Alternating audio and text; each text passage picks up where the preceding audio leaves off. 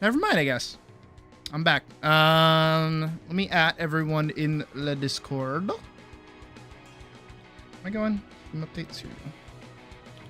Everyone has pause soccer and viewer. And figure drawing right now. Come on in. Into stream to grab.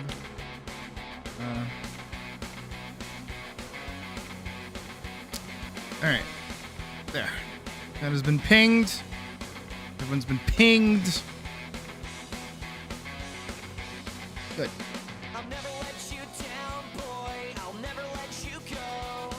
Her subtle hint of life is so innocent and What's like better? so tell me that you're here, boy. Here, we'll do Twilight Town.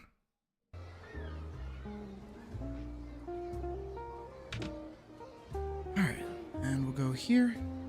Meta bang. And now we can get Le Start held on this folder. Open that. Yada yada. Bada bang. Bada boom. Here we go. Okay. So, in the event that we have people with us who have not done figure drawing with us before, I will go through and do a demonstration before we really get started. We're gonna do, I'm gonna say, let's do, what am I thinking? I'm thinking we'll do 4 10-second drawings.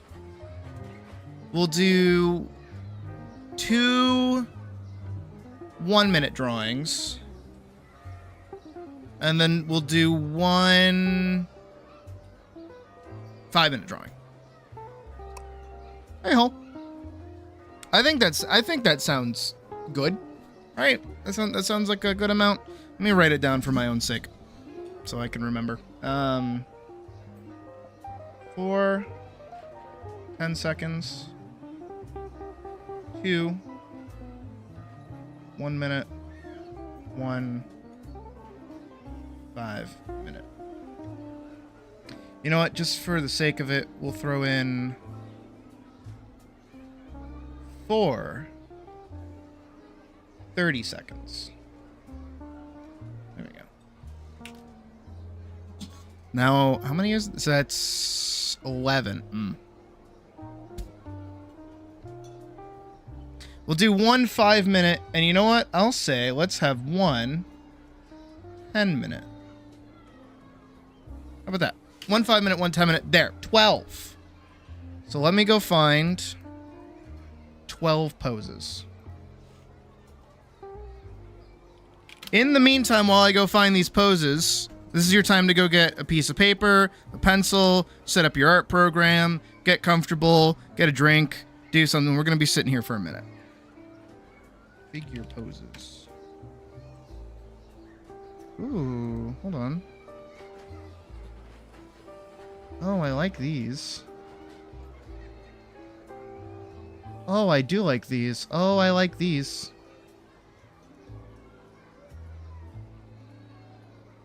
Okay, we'll do this one. We'll do this one. Can I save these as like images?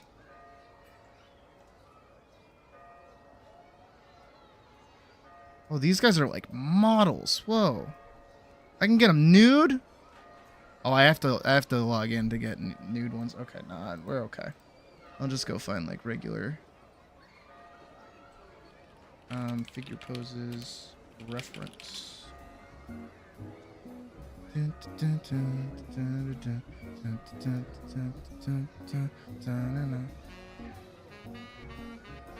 I need like good.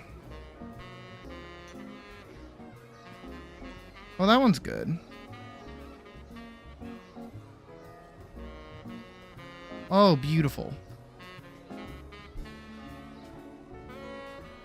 Oh, I'm just gonna grab a whole bunch of these.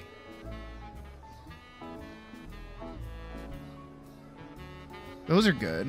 How many is that? 1, 2, 3, 4, 5. Okay. 6. I like that one.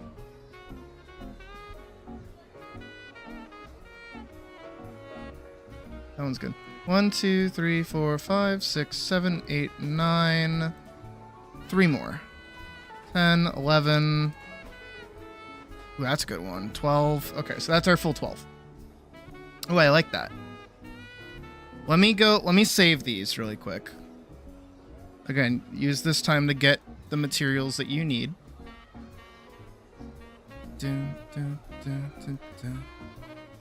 Let me open a new folder. Figure poses 1.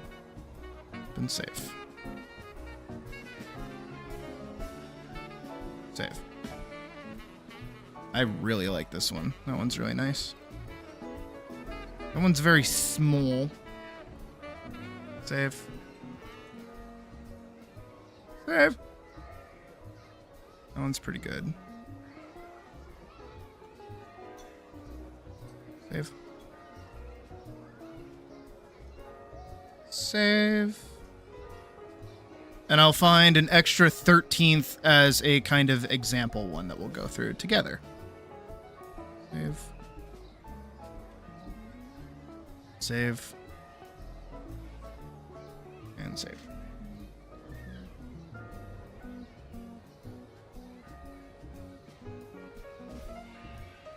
Let's do this one. This one's good. Copy. Okay, so this is the one that we'll do together right now. Perfect. That's actually really good size. All right, and these are all going to be from the same person. I'm actually going to link their website here for you guys. So all of the models that we'll be doing today are this person. So we're doing only one person today. But there's our example pose. Okay. Now I didn't just do a bunch of standing poses. I did some that have foreshortening, some that are from different angles, so on and so forth. So not everything's really gonna cross over exactly, but you know, I'm gonna give you the best amount of advice as I can for what we'll be doing, right? So, steppy one is when you look at your figure, you want to, on your paper, kind of mark out the top of your figure and the bottom of the figure, right? And I know I'm cheating here a little bit that I have them directly next to it so I can kind of see, oh, that's where the top is, that's where the bottom is. But you want to mark something out like this, and then you want to mark your halfway point. Your halfway point is always going to pretty much be where your hips are. And you kind of want your sizing here to be roughly about the same size as your model. I know I don't really talk about it too often because, again, I usually work in this kind of space and I just have it naturally built into me. But a good way to kind of measure it out, right? At least in terms of, I have like a giant monitor. I don't know where you are. You might also have it on your phone. Is that you kind of want it to be at least the length of your pencil. If you hold it at like arm's length, looking at, presumably your piece of paper. Usually pencil length is probably pretty good for top of head, bottom of head.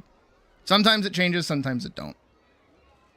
And then another thing to look for when you start doing this is the orientation of your hips, right? That's usually the first place that you kind of want to start because your hips kind of control everything, right?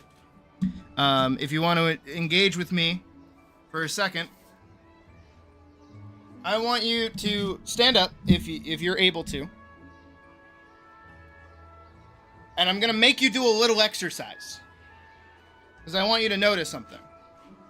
I want you to twist your hips, and I mean your hips, right? Where your legs attach to the top part of your body. Like directly under your belly button, right? I want you to twist your hips to the left. Just your hips. Don't move anything else. Just torque. to the left. Now, did you notice, if you're following along and doing this at home, did you notice that your torso and your chest also kind of did that too? Now you can recenter. I was holding that for a second. And now I want you to twist to the right. Are you also noticing that, again, everything just kind of moved with you? Your legs might be locked into place, but your hips control the rest of your torso. You can turn left, you can turn right. Your torso's gonna go with you. Doesn't really matter, right? So those two are kind of gonna be on the same plane. Now what I want you to do is do the exact same exercise again. I want you to twist to the left again, right? But now I want you to move your torso further to the left. I don't want you to move your legs. Just move your hips and then move your torso. You can kind of feel that you've got kind of like a ringed towel situation probably going on, where you are definitely moving and you feel like you could move more, but you're not really able to move as much as you would like, right? Again, not moving your legs, not adjusting anything, you're just twisting your hips and your torso. This is because, guess what? You have a spine. And that spine is really not going to go anywhere. Unless you get Mortal Kombat fatality, right? Another exercise, this one's a little bit more intensive than just twisting one side to the other. I want you to sit. Not sit on a chair, but while still standing, I want you to bend your knees, right? And pretend that you're sitting down. Perhaps you have noticed that your rib cage and your torso and your head also move with the rest of your hips. Your hips are your anchor point. And yes, your legs move your hips, right? Because your legs are propping up your hips. But if you were just a floating pair of hips and torso, you're not really gonna move a whole lot, right? Well, I mean, you're able to twist and move in that space with those hips and your rib cage, right? So this is why it's really important to mark down where your hips would be, which tend to be in the middle of your figure, because guess what? Again, if you crouch down, right, if you do the sitting thing again, you'll notice that your top of head has not changed relative to your hips. Unless you bend forward. But if you bend forward, you'll notice as well, you're starting to get a little off balance. The farther forward that you bend, the more your butt has to stick out the other end, which I know sounds weird, but the reason you're doing that is because you're counterbalancing your head, and your knees are going to go further down and further down and further down to kind of offset that as well, which is naturally going to shrink your top of head to your bottom of the foot, because you have to counterbalance yourself. Of course, as well, this isn't always true. Sometimes, if you're very good at bowing, for instance, you're able to move your torso in a lateral state and keep your legs straight up, right? And kind of make like an L position. This is the most amount of movement I've done today. That's a lie. But this is why it's a general good rule of thumb to notice here, here, and here are rarely ever going to like shrink the amount of distance between each other. And on top of that, on average for adult humans, the distance from the hips to the feet are the same distance from the hips to the head. This and that, roughly the same distance. Of course, this is foreshortened, so there's a little bit more space down here than up here, but that's okay. All right. There's your movement. You're free to sit down now. I hope you did that and learned something. But this is also why when you move over here, you should look at the direction that the pelvis is facing, right? And in this case, we can see some hip, or we can see the side of the hip. Right here is the crotch, so that's where you can draw your little underwear. And then over here is the other side of the leg, or the other side of the hip. So then you get your trapezoid. right? I drew it on the same layer. Come on, I'm all over the place. Here we go. You get your trapezoid, right? And you'll see, you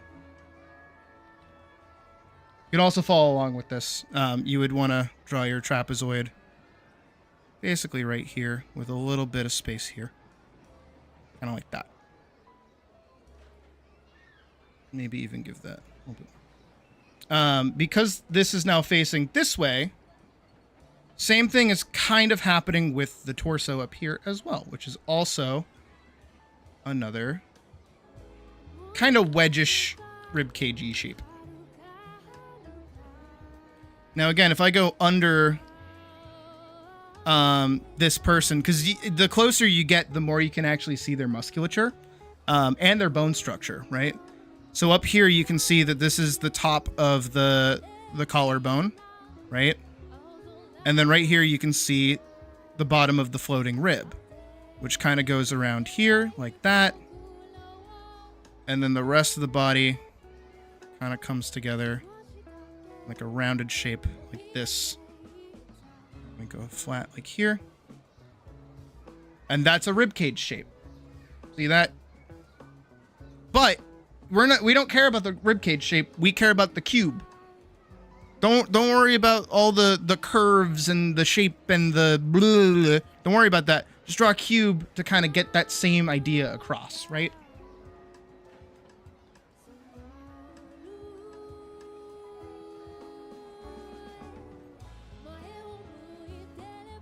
So same thing would happen over here on our line, is about midway up, a little higher than midway up. You can drop down your ribs, and notice again that because the body is pretty uniform in its direction, we're just going to kind of keep these two shapes kind of close to each other, right?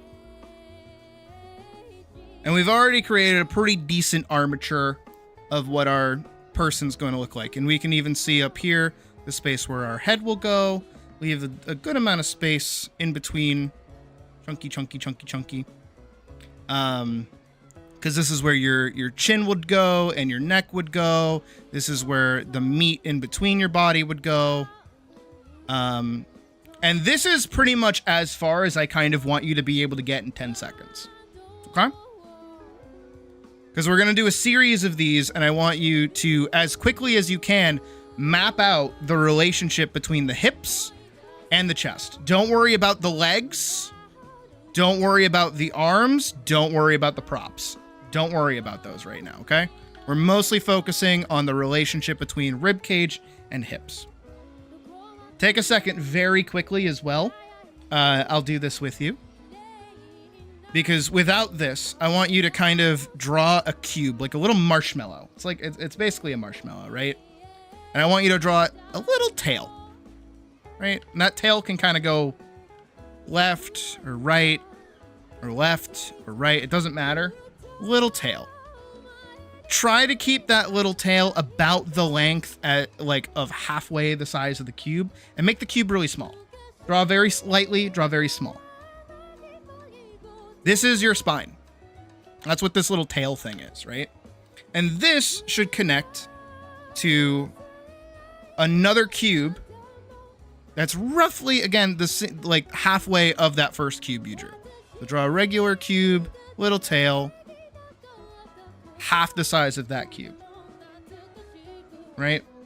Do that a few times. I'm going to do that with you. Okay. This is a little warm up. We're doing a little itty bitty warm up. You know, you can even have it go straight down if you want. You can do like a little pivot like that, where even the spine is still straight. Just little cubes, little hips, right? Little cubes, little hips. And this is just front facing. This is nothing crazy. This is nothing over the top. Just little cubes, little hips. And this is nothing I'm going to grade you on. This is nothing I'm going to ask to even see. This is just for yourself to draw cube, little hip. keeping in line with the proportions of these shapes, right? Don't go any crazier than that. Do that for a little bit.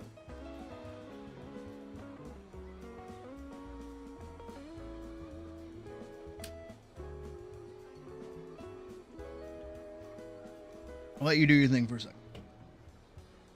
We'll give you till 6:25. So you guys have like less than a minute.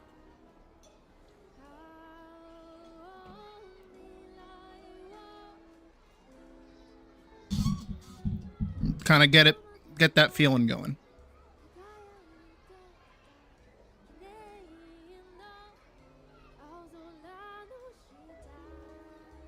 All right, 6:25.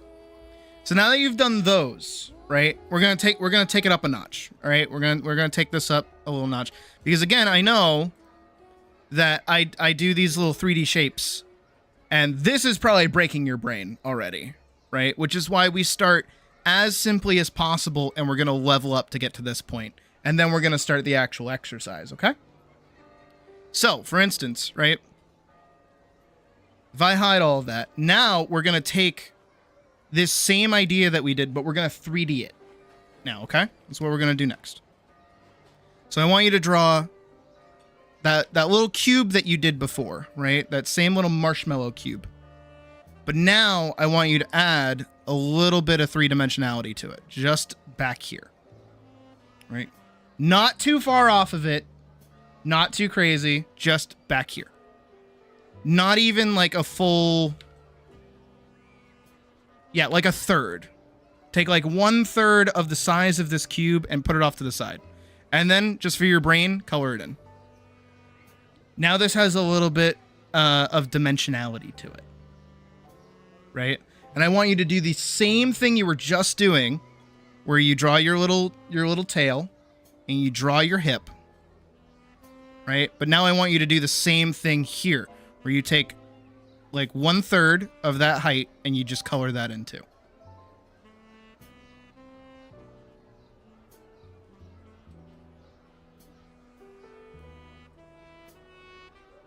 Now don't go too crazy. Just do the one. Because now we're gonna move it around again. Okay? I want you to draw another cube. But what I want you to do, and this is why I have it be like a marshmallow, right? Is that these curves are allowed to move, right? Because I want you to do this bottom curve to be up. Just kind of like upended. But do it a very subtle up. Right? So it's bowing up.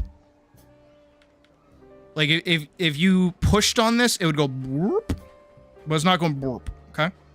Reason for this is now what we're going to do is we're going to go under here and we're going to do a little bit of this kind of trapezoid on the underside, right? And we're going to connect those. Now there's a little bottom trapezoid down here. Color that in.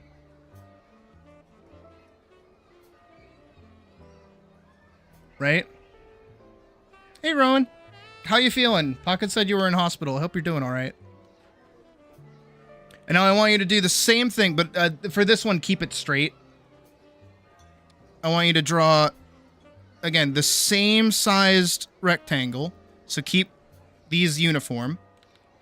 Halfway, right? So half the size of this big square. And then I want you to, again, do that same little trapezoid underneath, and I want you to color that in too. Again, this trapezoid shouldn't even be, yeah, like 1/3 of the size of this. If you need to cut up the square to see how that looks, feel free. Don't worry about doing this freehand. It's okay. If you need to base out your spacing a bit more, feel entirely free to do that. It's totally cool. This is foreshortened now. You've done it. Congratulations. You've done the thing that everybody fucking hates. I'm proud of you. Presumably, now that you've done it. All right. And now we're going to do it on the other side. So we're going to do another squishy marshmallow. Right? I'm going to take another squishy marshmallow.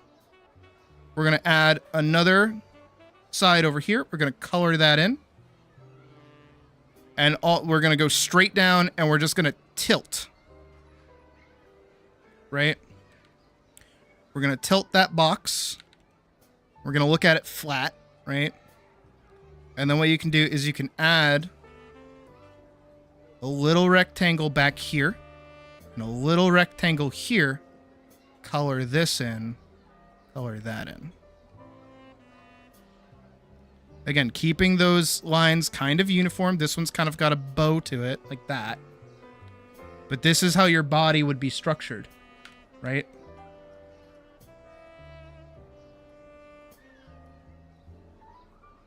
And again, the hips are just half the size of the rib cage. Now that you've done those three, presumably, I hope you've done those three. What we're gonna do is we're gonna split them down the middle. I'm gonna show you something really cool, okay? You're gonna split it down the middle and just give it like a little curve. Little curve along the middle. For the bottom up one, just do a straight line. Right? All of these? Cool? You did that? Now that you've done that, draw a little triangle underneath. The one that's closest to the side that's shaded, curve it down like that. See how that is? And then the one that's not shaded, curve it away. So have that one be pointing away, have this one be pointing in. Do the same thing here, but for this one, both of these are going to bow up. So both of those are going to kind of go like that. Congratulations, you just drew the human skeleton. I'm very proud of you.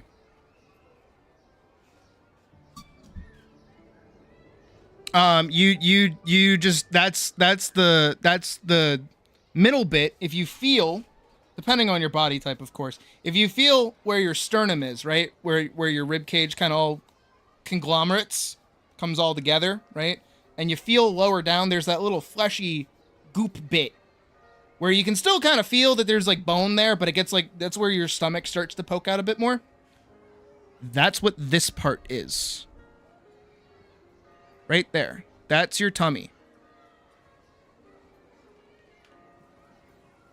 Anytime, by the way, this is again, I'm teaching you stuff that I use all the time. And you've definitely seen me do it as well. If you've ever seen me while I'm drawing a figure, right, you'll see me do this. Right? I'll do my little marshmallow, I'll do my big old crazy hips. Right? Now, when I get to the tummy part, you'll notice sometimes I'll cut it like this if I'm getting real detailed with the tummy. And I'll do like a line here, right? Actually, you can see it on me. I do the line. You can even see here that part, right?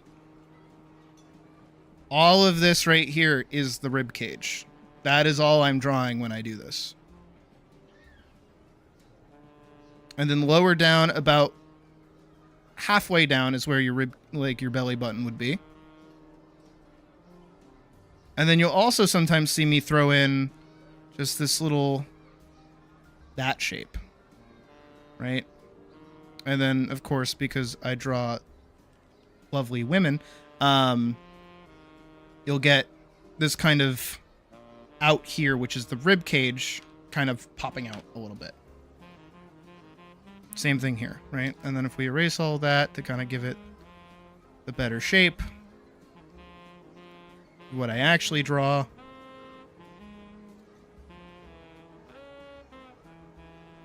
you'll notice I add in the rib cage lines. Right? Same thing with the collarbone too, which is usually up here at the top. And then that's where I fill in the arm and blah, blah, blah, blah, and the rest of the drawing comes together. But again, when I'm showing you over here and like getting you to really sit and think about, right, is just what I do in like 5 seconds. The reason too why I'm having you shade in these sides is so that your brain can register that this is a plane change, right? This for me is a plane change, but some people might not see that. If I color it in, now it makes more sense. But if I'm coloring that in every time I need to do a plane change, I'm killing time. I'm taking up more time than I need. So I, for myself, can know, oh, that's the side of the body. Same thing if you ever see me do like one of these, that's the side of the body. I do little marshmallows. Of course, some people prefer doing whole whole spheres or orbs. Some people like doing very rigid cubes, which is also fine. I prefer the softer angle of a marshmallow. Because a marshmallow is very soft, very round, and your rib cage is naturally very round. Regardless of how built you are or what your musculature actually is underneath your skin, your rib cage itself is always going to be a rounded shape. Right? If I get rid of this. The rib cage basically looks like this.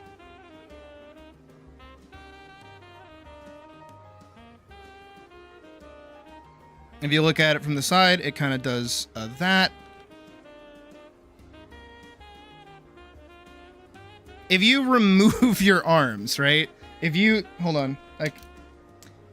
remove your arms, if you remove your arms, you'll see that your rib cage is this kind of very rounded-y shape. Your lines tend to be stiff. That's okay. I was going to say just relax, but that's not really going to help. If you need to, at any time, by the way, this doesn't have to be during this. Don't worry about doing the actual shapes. Just draw a square and then just kind of like bow them just a little bit. It's very subtle. It's a very soft, kind of rounded square look. That's all you have to do. Again, even over here, right, when we were doing these, I didn't say start by, creating a 3D square. I said draw a square. Draw a rounded square. And then you add on top of it just an extra section back here. So focus more entirely on just getting... If you want the marshmallow square, of course. Again, doing an oval is totally fine. Doing a blocky pure square, also fine. These are all the same shape. This is all going to give you the same result. See how it's still got the triangle and the split down the middle? Same thing that's happening here. It's just another way of doing it. It'll change the dimensions of what your character will actually look like. Because kind of how people sometimes do it is, again, you might notice this, and this is what I'm kind of saying is like, I like to leave a little bit of space in between the pelvis location and the rib cage, right? This is kind of that action figure-y part of the body that allows me to know, okay, it can move this far, it can move this far. Because again, you can stand up if you want to, right? Only if you want to. I'm standing up because I like doing like physical demonstrations and it helps me learn. So hopefully it might help some other people learn because, art is a very observant thing to do in the first place. You have to observe with your eyes. But some things can't be observed. They can only be felt, right? So if you, again, stand up, you don't have to, but if you want to, you can. And all I want you to do is instead of twisting or turning, I want you to adjust your weight to one leg and feel how your hip raises and the other one dips, right? That's gravity. Your hip is not going to change much more than that. Now what I want you to do, now that you've done that, presumably, I don't know if you have, is if you lean to one side, you'll notice eventually your body will get mad at you and say, stop doing that. And by that I mean, it won't let you lean to the side any further. Same with the other way, right? Same thing with leaning back. Eventually, like, your body is trying to counterbalance itself, right? But if you're leaning one side or the other side or behind or in front, there's only so far your body can actually go. Based off of your flexibility, of course, some people can go further than others, but that's what this bit is supposed to allow me to understand, and can help you as well, is that, oh, hey, I can squish in and stretch out this much. As well as, this is another part of figure drawing in general. I'm going to get rid of this big doodle here. Is that actually a really, really good way to get more character out of your figures and poses in general, is this idea of a squash and stretch. You may have heard that in terms of animation. I talk about it all the time when I'm animating, but what this is it's basically action. If you bend this way and you bend this way, this has a lot more interesting shapes going on than if it's just straight, rigid. This is something. This has like curvature to it. This has like action. This is the same thing. I've mentioned it before when I talk about posing and otherwise, is if you do your advanced stick figure, which I hope you guys still do, by the way, right? You do your advanced stick figure, which is basically what we're doing here, but with just cubes. You do your advanced stick figure. This guy is pretty boring, isn't he? He's just a stock standard little guy. But again, if you remember, this is your rib cage, this is your pelvis. If you take those and you just twist them, let me move him over to the side. Come on, buddy. Let's get you at let's get boring Joe over to the side. And instead, we're going to have interesting Jane. Now what I'm going to do is I'm going to take this top bit, right? This top bar, and I'm just going to tilt it. All I did was tilt it. And then I'm going to drop this down, and I'm going to tilt their hips in the opposite direction. Well, now what do I have to do? Well, this means that all of the weight is on this leg now, and this leg has no weight. So this leg gets to be put out a bit more. Right? This arm is doing something. And if we kind of want to complete this pose here, we want to complete this action. So we'll put their arm on their hip. And then we'll put this arm over here. Boom. Boring Joe, interesting Jane. See the difference?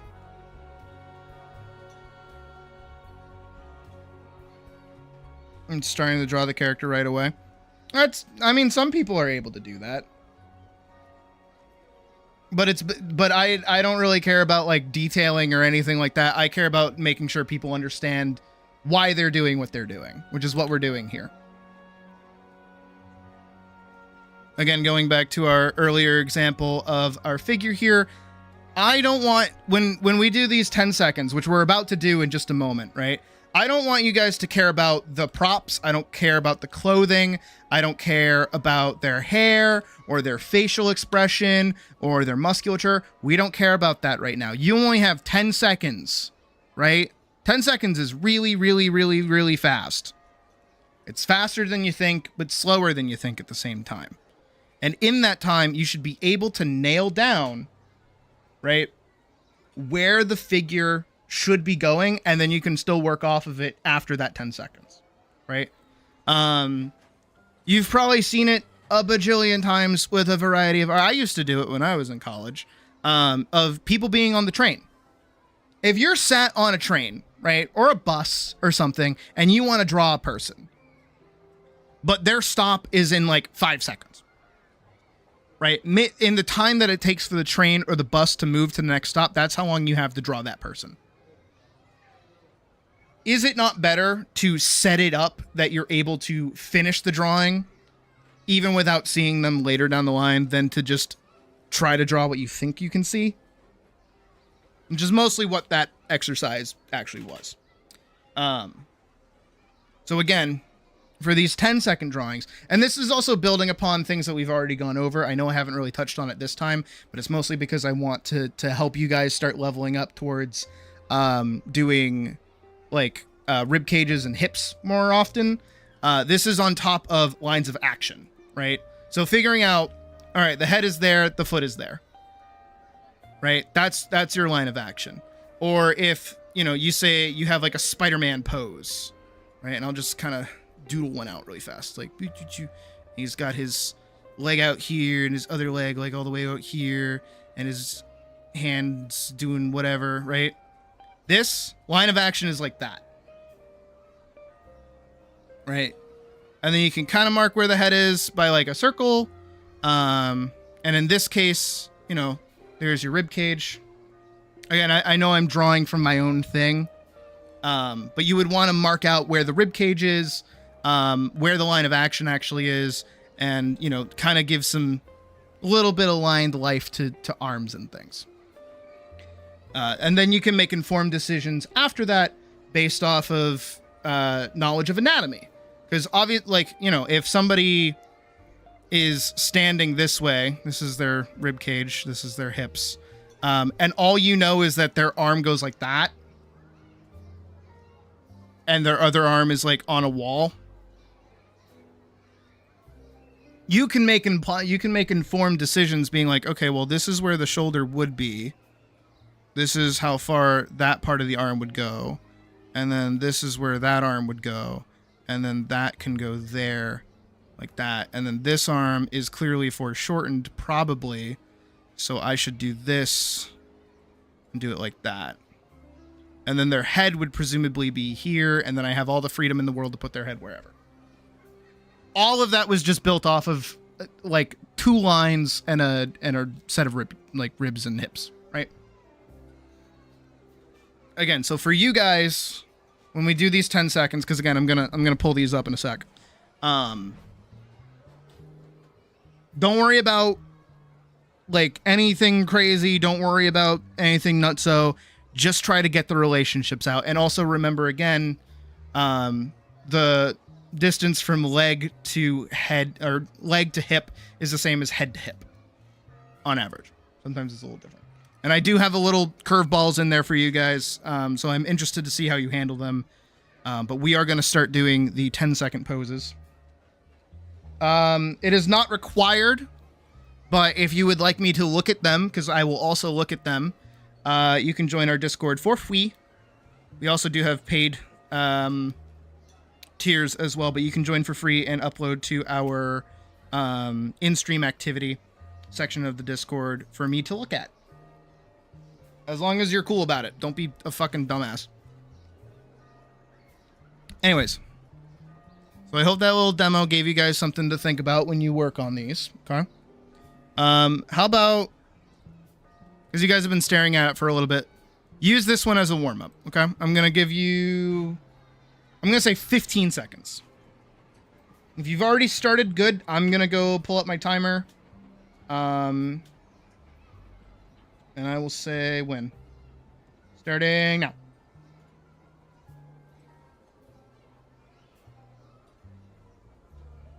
This is just a warm-up, so don't worry about getting this right or getting it wrong. It's totally fine. It doesn't matter either way.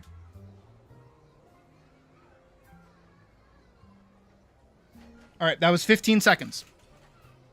For me starting now and saying 15 seconds, or that was 15 seconds, that was 15 seconds. So you're going to have 5 less seconds to figure it out. So think about what you care about the most and what you want to be figuring out. Move fast. Think fast. And observe, too. Observe and think fast. Okay? So I'm going to pull it up. Where is it? I put it in pictures, no? Yeah. Ooh.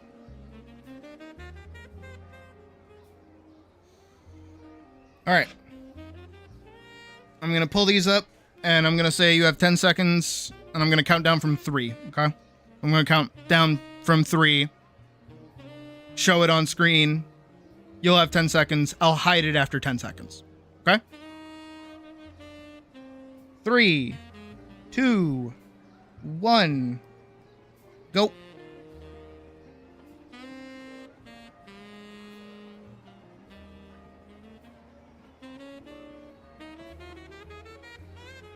That was 10 seconds.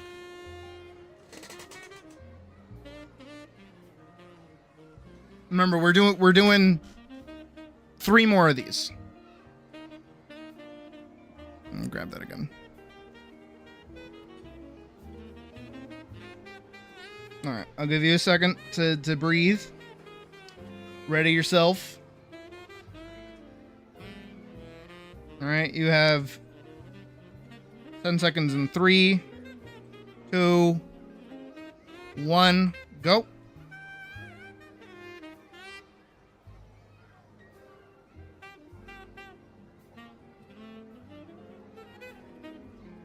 And that was 10 seconds.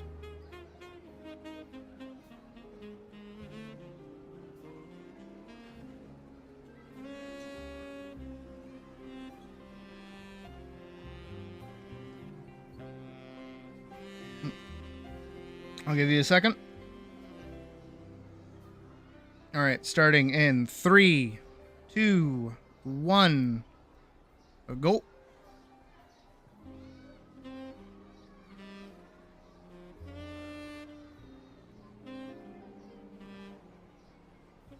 And that was 10 seconds. I'll give you another second.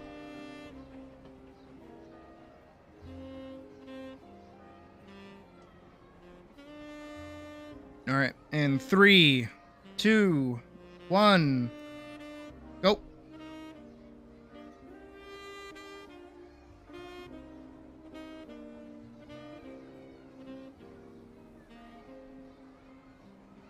Ooh, shit. That was 10 seconds. All right, how many did we do? That's 1, 2, 3, 4. All right, that's our 4.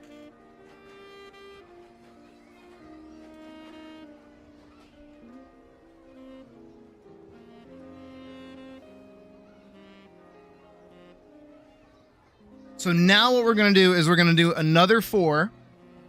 But I'm going to give you 30 seconds. Okay? So you're going to have 20 extra seconds to work.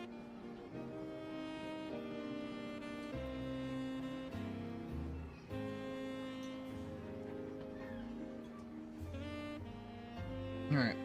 I'll give you a second to breathe, get a new piece of paper, do whatever you got to do.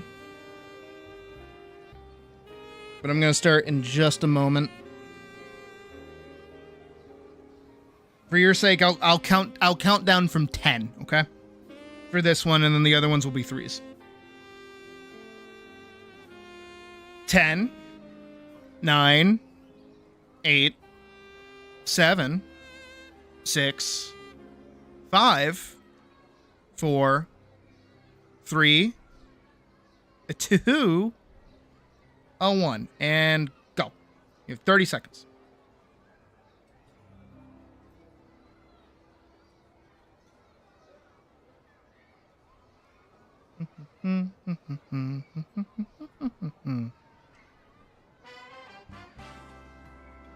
I thought that was gonna be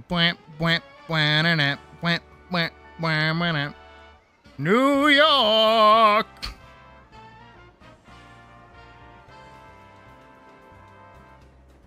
And 30 seconds.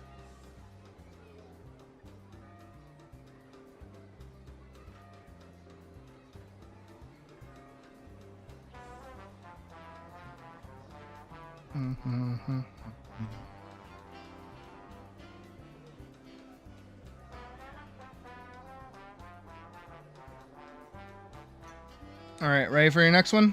I'm going to count down from 5. 5, 4, 3, 2, 1. 30 seconds, go.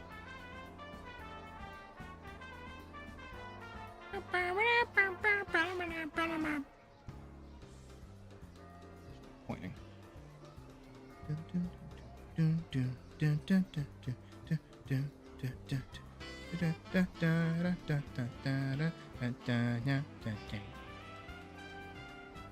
Over exaggeration's good, actually.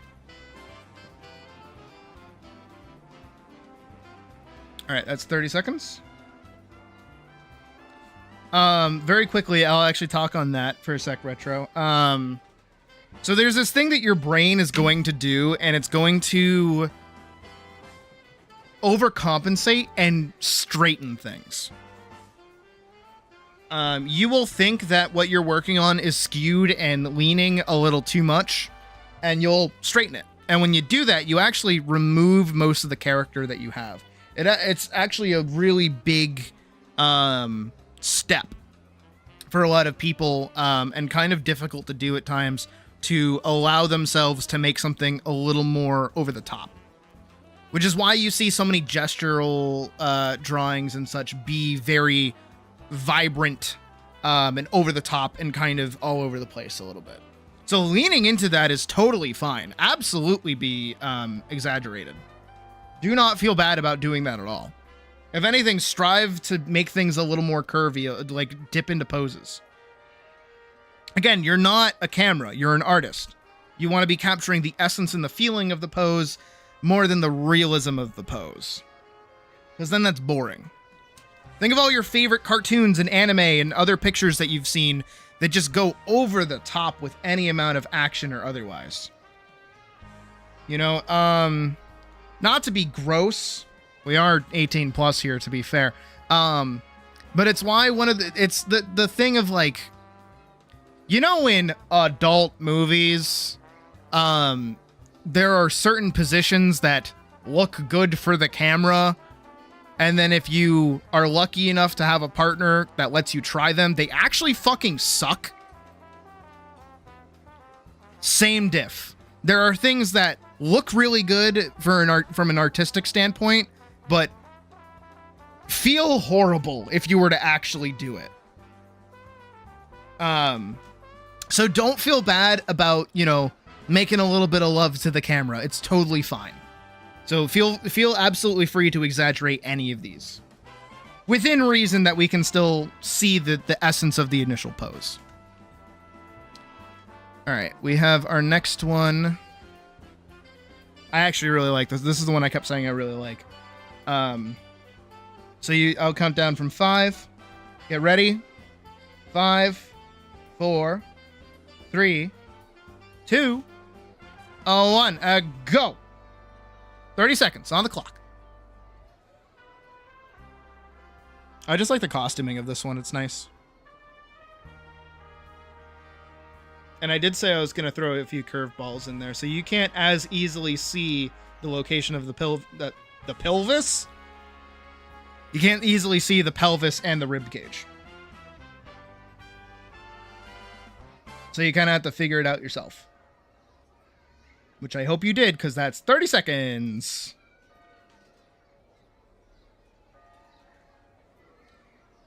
All right, we've got one more, and this one's a little bit of a curveball. I want to see who can get it. I think it'll be really funny. But this is our last 30-second pose. So get ready. In 5, 4, 3, a took, a wunk. Go. 30 seconds.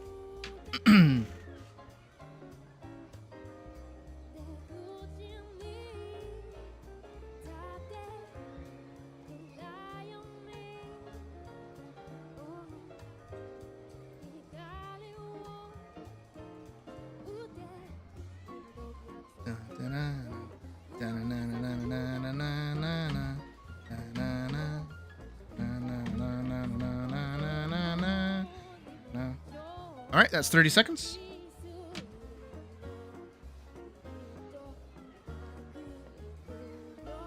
All right, now from those, I want you guys to send them to me in stream activities.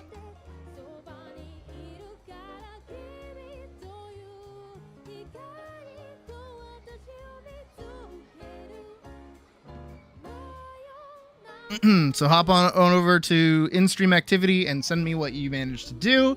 We'll look over them before we head into our 2 1-minute, 1 5-minute, and 1 10-minute.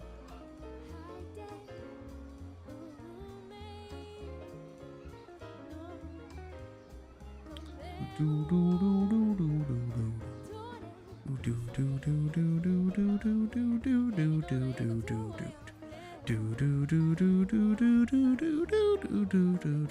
like almost.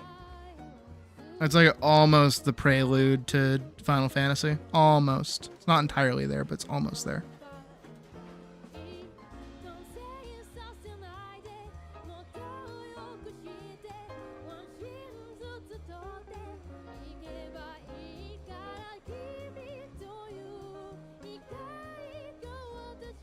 Okay, Jazz actually started to get it. You got better at it as you went on. Mouse, I like what you did.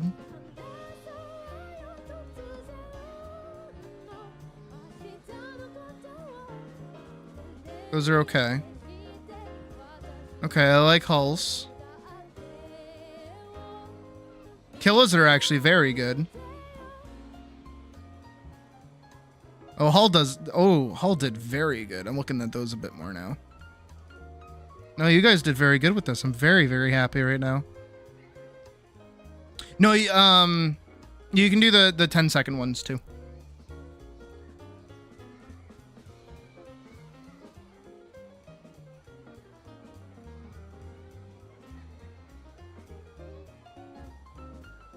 Okay.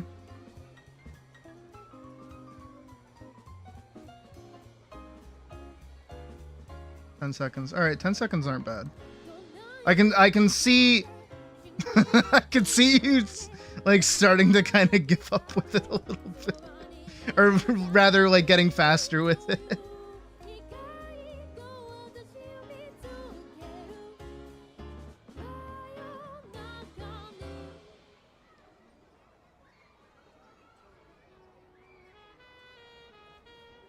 That's fine. No, that's totally fine.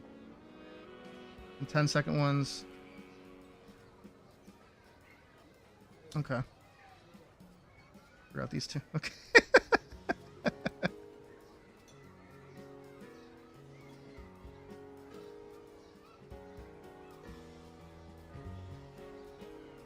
Okay, no, you guys did very good.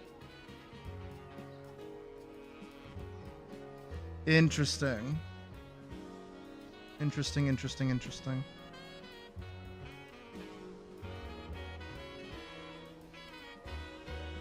All right.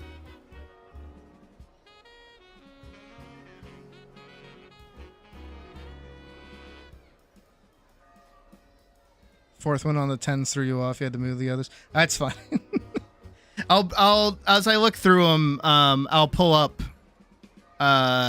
each pose, and we'll kind of assume and guess here and there.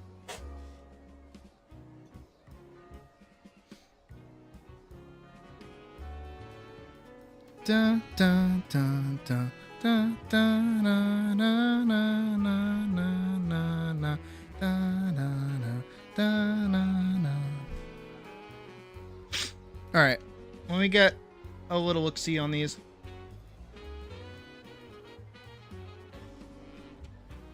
So let's start all the way up at the top with Vorkson. I am just going to pull the Discord over for the sake of viewing. Please don't judge me for any of the groups that I'm in.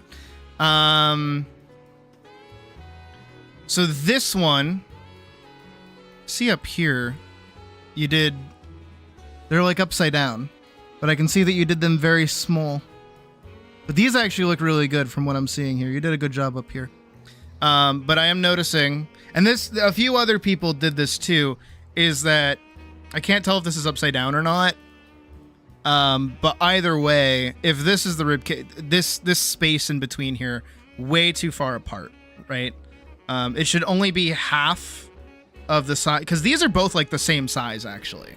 One is just longer than the other. The distance of this little middle bit should be half of the size of this, right? So from here to here, half of that should be this length. Just like that. But you get better at it as you go. I did pick up on that. Like here with this one, which I assume... Oop, which one's this one? This is probably the 10-second ones, right? Discord, work with me. Because this one... is presumably... No. Is not. Which ones are these? Because it ain't that one. Probably this one, right? Now I have to play, like, Guess Who. Now the thing is I probably didn't do a good job explaining it, so it's probably on me. But this is actually, you see more of the top of this figure than you do the bottom of them, right? So if you wanted to do this, you would shade this top bit here, like the one that we did before. It's just like a reverse, so it'd be a top down. Same thing up here. You would get this kind of top collar part for this spot. Does that mean this one is this one? I assume. This one actually has a line that's like a bit more diagonal, mostly just because of the pitch of the camera. I know I'm kind of in the way, so I should probably put that there. This one has a line going like this. You can see from the top of the head to the back of this foot here. There's that kind of line here. Yeah, my bad. I'll move over to that one after, and I'll enunciate what I'm saying.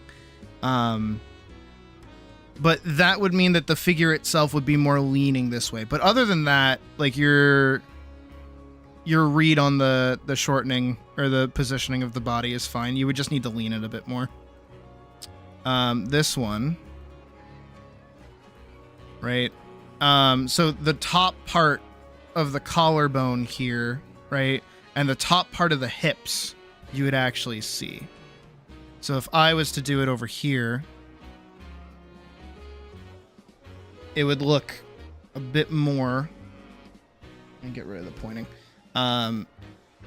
You'd shade here, here, here, here. Right? Let me look at it. Let me look at it while I work on it. So you do that. Top of head, bottom of head, hips there. Right here would be the body. Body is going this way, so you would get this kind of side.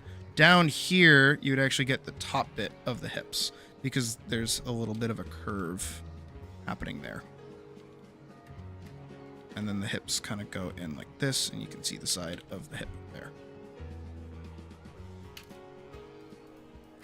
See that? So you would get this space up here, and kind of you would get a similar space up here.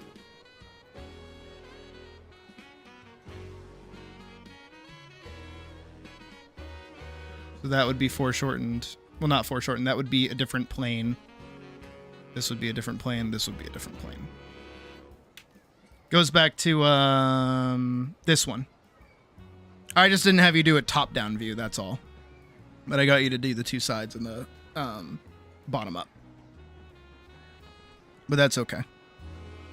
So then we do this one, which is more from the side. This one's actually very good. You got the a bit of the front of the body is still there, and that the pelvis was actually leaning more forward. Well, not leaning forward, but facing more forward. So this one's actually very good. And your spacing, again, is just a little too stretched. You're stretching out your spacing a lot. You can bring it a lot closer to itself.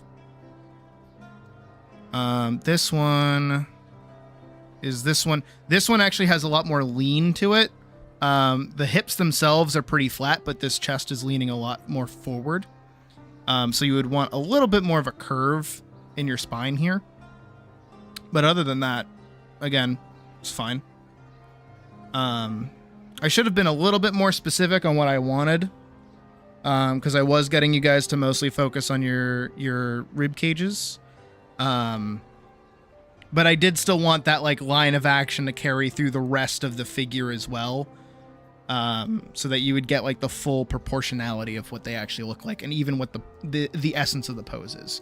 It should take you no more than like half a second to draw two lines, and then kind of get an idea of where the cubes are based on those lines. So that's on me for not explaining a bit better. This one is not that one. That one's this one. Okay. This one's actually very good. And even your spacing here is getting better. Still a bit long, but is fine. And also another thing is just a minor thing about art. It's not anything crazy. Is actually how this arm is going back. Instead, you let that arm bow out. So this one should be, you could represent it by like a cube or even a circle or something, but then have like the arm kind of sit back here. You don't need to draw the full connective tissue. You just need to get the essence of where that arm is in space. This one, I assume, is actually this one. We haven't gotten to that one yet. But this one's actually very good. Except there's a little bit more twist out of the back here. And you actually get to cheat just a tiny little bit because of the tank top that they're wearing. You can see it's kind of tilted a bit more here. Which is actually, by the way, why these figures will wear these kinds of clothes.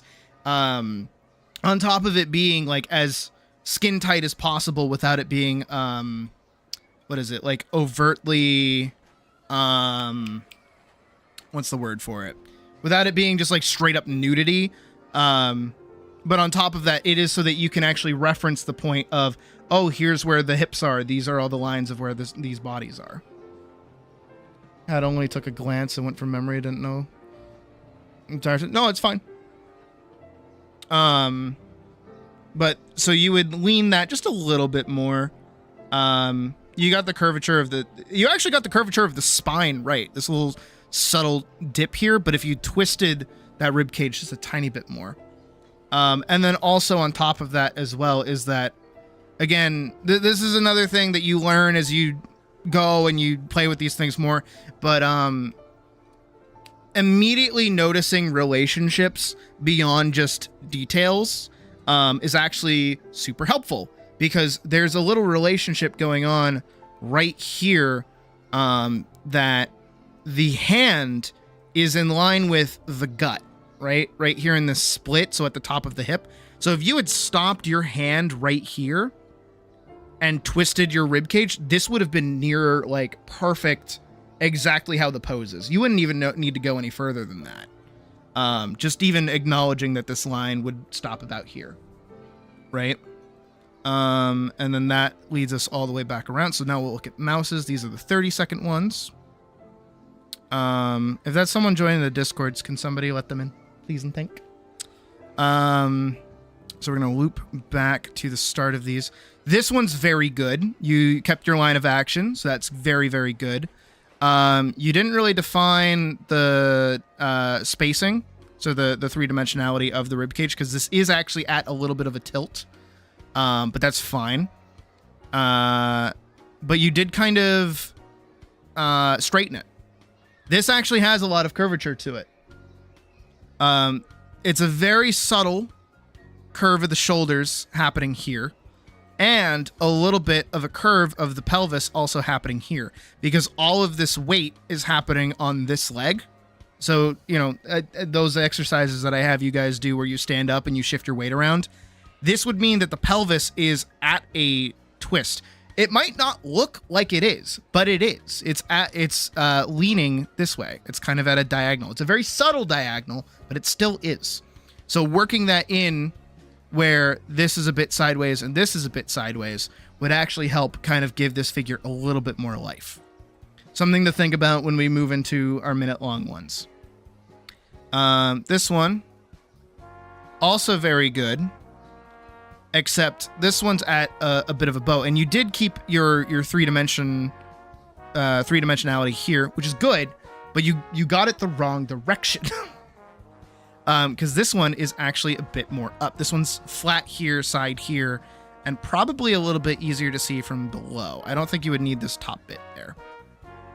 And there's a little curvature of the spine, that kind of lets you see the underbelly of this torso just a little bit. Again, these are very, very subtle changes and subtle decision makings that I do not expect you guys to see, but I hope that by me pointing it out, your eyes go, oh, I see what you mean. That's all I hope for. I don't intend on you guys getting this right the first time around. I don't want you guys thinking that. And when I point out like really nitpicky things that you're like, the fuck are you talking about, Sid? You fucking dumbass. What are you doing? I just want you to know it's coming from a place of like, I want you to recognize these relationships when you see these things almost immediately, right? Because you only have 10 seconds when we do those, or 30 seconds in this case, to look at it and go, okay, what are the relationships going on in this figure, and ignoring all of the extra details and all of these other things that you don't need to care about, right? Because you are focusing on, you know, your props and your arms and your legs and all these other things, when there's so much more character that you can definitely get out of it. This fucking horn is bugging the hell out of me. Who is playing? Get the fuck out of me. Who the fuck's playing that stupid trumpet game? But again, there's all these relationships that you can get so much more character and so much more oomph out of just this simple pose here, by doing that. Here, let me show you really quick. We'll go back over here. Because again, if we mark our top, mark our bottom, just like you did, mark our halfway point, the hips are a bit more like this, and we get this kind of lean back into them drinking, right? A little bit more like this. I know it doesn't look crazy. And I'm done. That would be like 10 seconds, right? But of course, you know, we got to keep that going. The leg passes about there. It's about halfway down the center there. This arm is drinking, and this arm is holding something. That's all the extra stuff that I would add in. But you can see just like a little bit more, like, not necessarily subtlety, but you can see just a little bit more life in this figure. They've got a little bit more going on, right? So add arms. That's fine. Again, I'm not expecting you guys to make everything that I want immediately all the time. It's fine. But this pose has a bit more of a bow to it. And again, this goes back to what I mentioned to Retro earlier, was be sure to feel comfortable at, like, looking at a pose and going, how can I just like bend it a little bit more? I'm trying to think of like a good example of like how to get your brain to feel like it should be able to do that. Nope, I can't think of one. I actually can't think of one. But do, you know, it's a little bit more of a subtle action. And noticing those subtleties takes time to get. Don't get me wrong. I'm not expecting you guys to have this immediately, right? That's why we do these in the first place, is so that you can learn and that you can hear them and go, oh, okay. And then when you do, you know, this on your own time, and you have all the time in the world to do this kind of stuff, then you can kind of, you know, take your time with it. All right, we're going to move right along. Here, very good. You know, you've got here. This one, again, you're sitting on top of the hips, when actually the hips are rolling forward a little bit because she's leaning back. It's got a reverse bow to what you're doing here, where you're kind of doing this swoop like that. It's got a whoop. Right? It's got a bow pointing this way rather than this way, which is what you're kind of doing here with that. And then this one, you kind of crunch the neck a little bit. But you got the leg going straight, which is good. That would be straighter. I am noticing that you guys are trying, like, I appreciate it. What I'm going to say, I appreciate. You guys are seemingly more confident in your lines. You're trying to make more confident lines, which I love to see. I love that you guys are doing that. At the same time, stop doing that. That's for later. I am noticing that, like, you get a little wiggly with it, right? Like, you're trying to be confident. I love that. Keep doing that. I'm not trying to tell you to stop. I'm saying keep doing that. And when I say make a straighter line, it means just be more confident, be more overconfident, because this line here would be absolutely straight, right? And same thing with these lines of action is that, again, this looks like it's straight, but it's not, because there's that curvature of the body, like we went over with Vorkson too, right? How it's twisting. Again, it goes back to the exaggeration thing that I mentioned, is that your brain is telling you to straighten that out. It's not straight, it's curved. You got to see that curve. You have to train your brain to see it. Just like you have to train your brain to see, like 1, 2, 3, 4, 5, 6. 6 lines are actually a cube. Again, the thing is, and we've had somebody that came in the chat and couldn't see it, which is interesting to me. But there are people who will look at this and go, that's not a 3-dimensional cube. Right? You got to train yourself to be able to see that and think in that and perpetuate that. And even create it as well. You have to train yourself to be able to see it. And the best way to do that is actually by coloring it in. Because now you're adding that definition. Same thing when I talk about like coloring in or lining in faces, right? When you line in faces, the more contrast you add, the more detail there is, the more information there is for your eyes to take in. So if you need to do this for you to be able to read this, and this doesn't mean for you specifically, Mouse, but this is for anybody. If you need to be able to do that to see something, do it. Don't feel bad about doing that. Absolutely shade, absolutely fill in. This is totally fine. No issue with it. Train yourself to be able to see things in 3 dimensions when working in a 2D plane. It'll make your life so much easier. So that's all of yours. Jasmine's are the 10 seconds, so let's give these a quick look. I don't know if that's the first one or not. These all kind of look the same-ish. But again, I'll point it more out that your spine line, right, is kind of is too long. In pretty much all of these. Your spine lines are a bit too long. Oh, that one's not too bad. Some of these cubes could also probably be a bit smaller. And then also your lines of action can be a lot longer. Because when you do these specifically, or the lines of action, I mean the top, like top of head, bottom, right? When you do this, this is just a permanent. This is all how it's kind of meant to be situated. It doesn't matter how big you make it.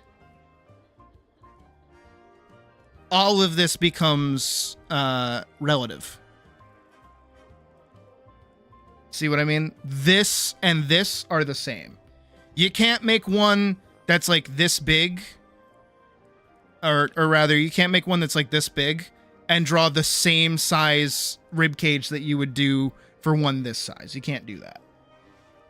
So if you're drawing like really small armatures, which is basically what this is, or just like a clothesline, a hangman thing. You know the hangman thing? And then you draw the guy. You're basically just doing this bit. Right? The gallows. When you draw your gallows,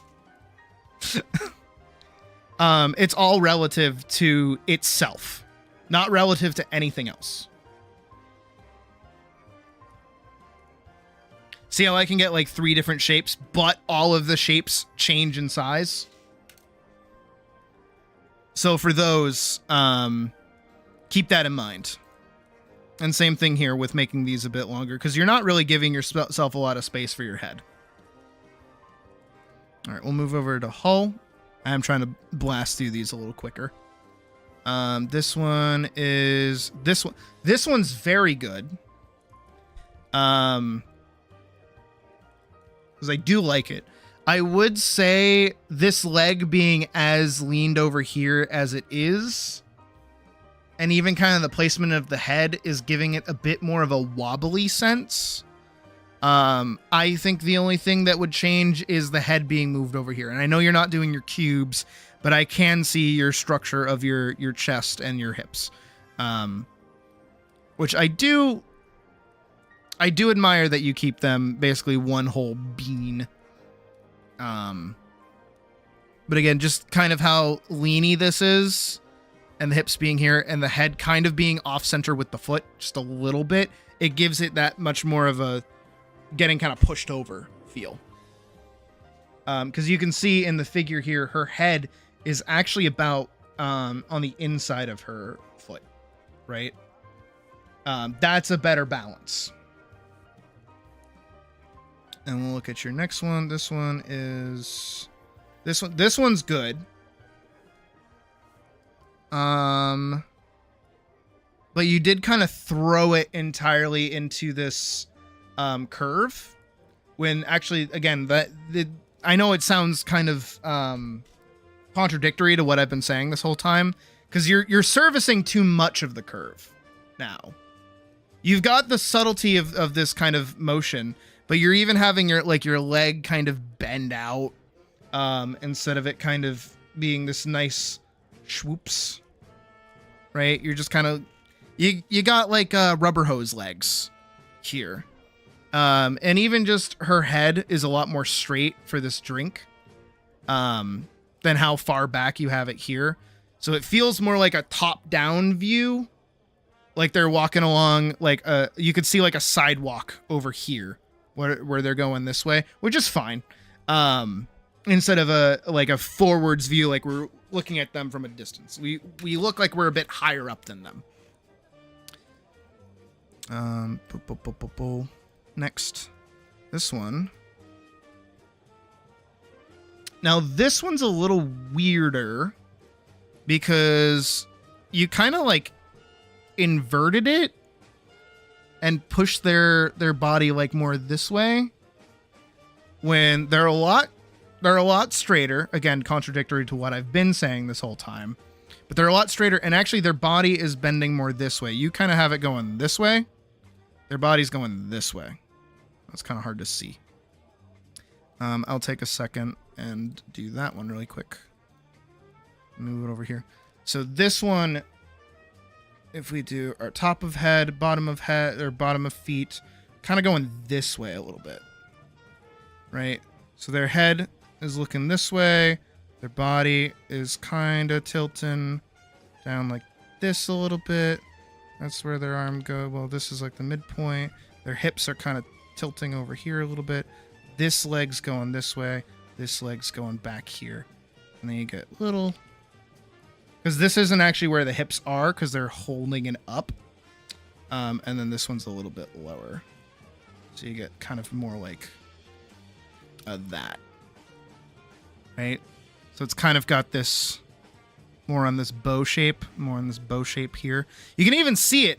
This is another thing. When you look at models like this, again, I do recommend anybody to go back up and find that link, because this is very helpful. And this is true for pretty much any professional model, is that they will actually pose in a way that gives you this line. They want to give you that line, and they're not going to make it hard for you. This leg curves with the entirety of her chest. You can see this relationship between like the top of the breast here, leading into the hip, and then around to this front of the leg. So you can see this bow kind of happening, and it's kind of working like that, right? There's that shape. And being able to see that shape and work off of it is super duper helpful. But that's just to point out that you kind of took it in like the opposite direction here. And then your last one, which is this one. This one's actually really good. You did in fact get this part of the back where it's moving this way, but you kind of put it too far off to the side. So it looks more like they're kind of running this way, or leaning further this way than kind of offsetting their balance here. like it is here. Again, that curve. You have that curve, but it kind of stops short. It kind of stops like about there. So you just want to like to the left a little, like a little. And this, again, I'm getting a little bit lost in your lines. You do very, very elongated lines, which are fine. But I kind of get lost in where your line structure actually is. Because what it looks like to me, and I know this isn't true because I can see it, but on like first glance, this line here and this line here look like they're the lead leg. And that this leg back here, just because of how dark this line is, this leg here and this part here is actually the behind leg. So it looks more like they're running forward. Which is, you know, this is a back view. And there's also a lack of definition to kind of show where the three-dimensionality of the figure actually is. Which makes it a bit harder to actually read this as like a back pose. It feels more like a front pose. All right, and then we'll move on. Okay, that reset. So now this one's Killa. Killa did a really good job. So I assume over here are these ones. I think. I don't actually know. It just looks like you kind of did journal pose. These don't look bad though. The ones over here, these ones are fine. This one, again, same thing. This rib cage that you have here is actually leaning the wrong way. It would lean the other way.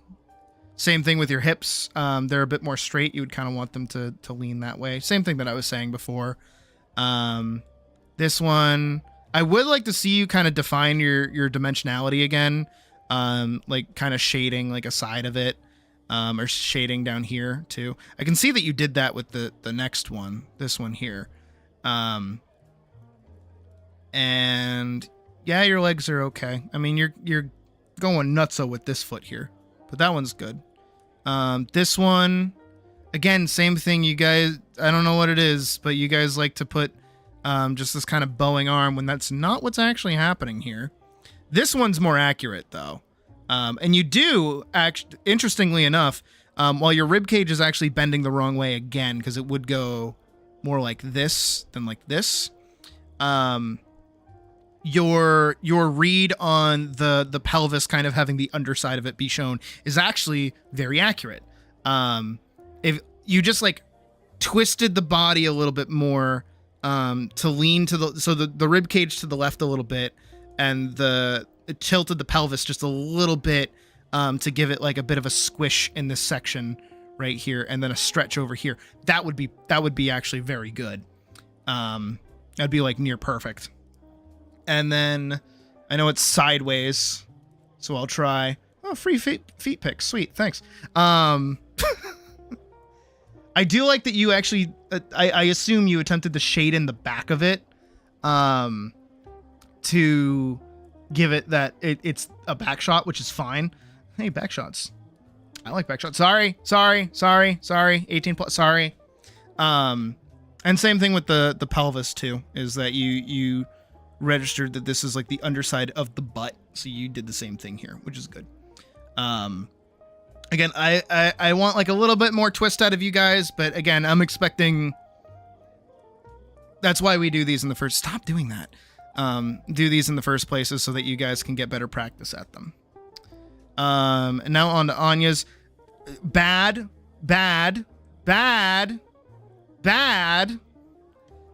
Why is there prop? Why'd you do prop? No prop. No, I'm just being an ass. I'll even give that one a look for you. I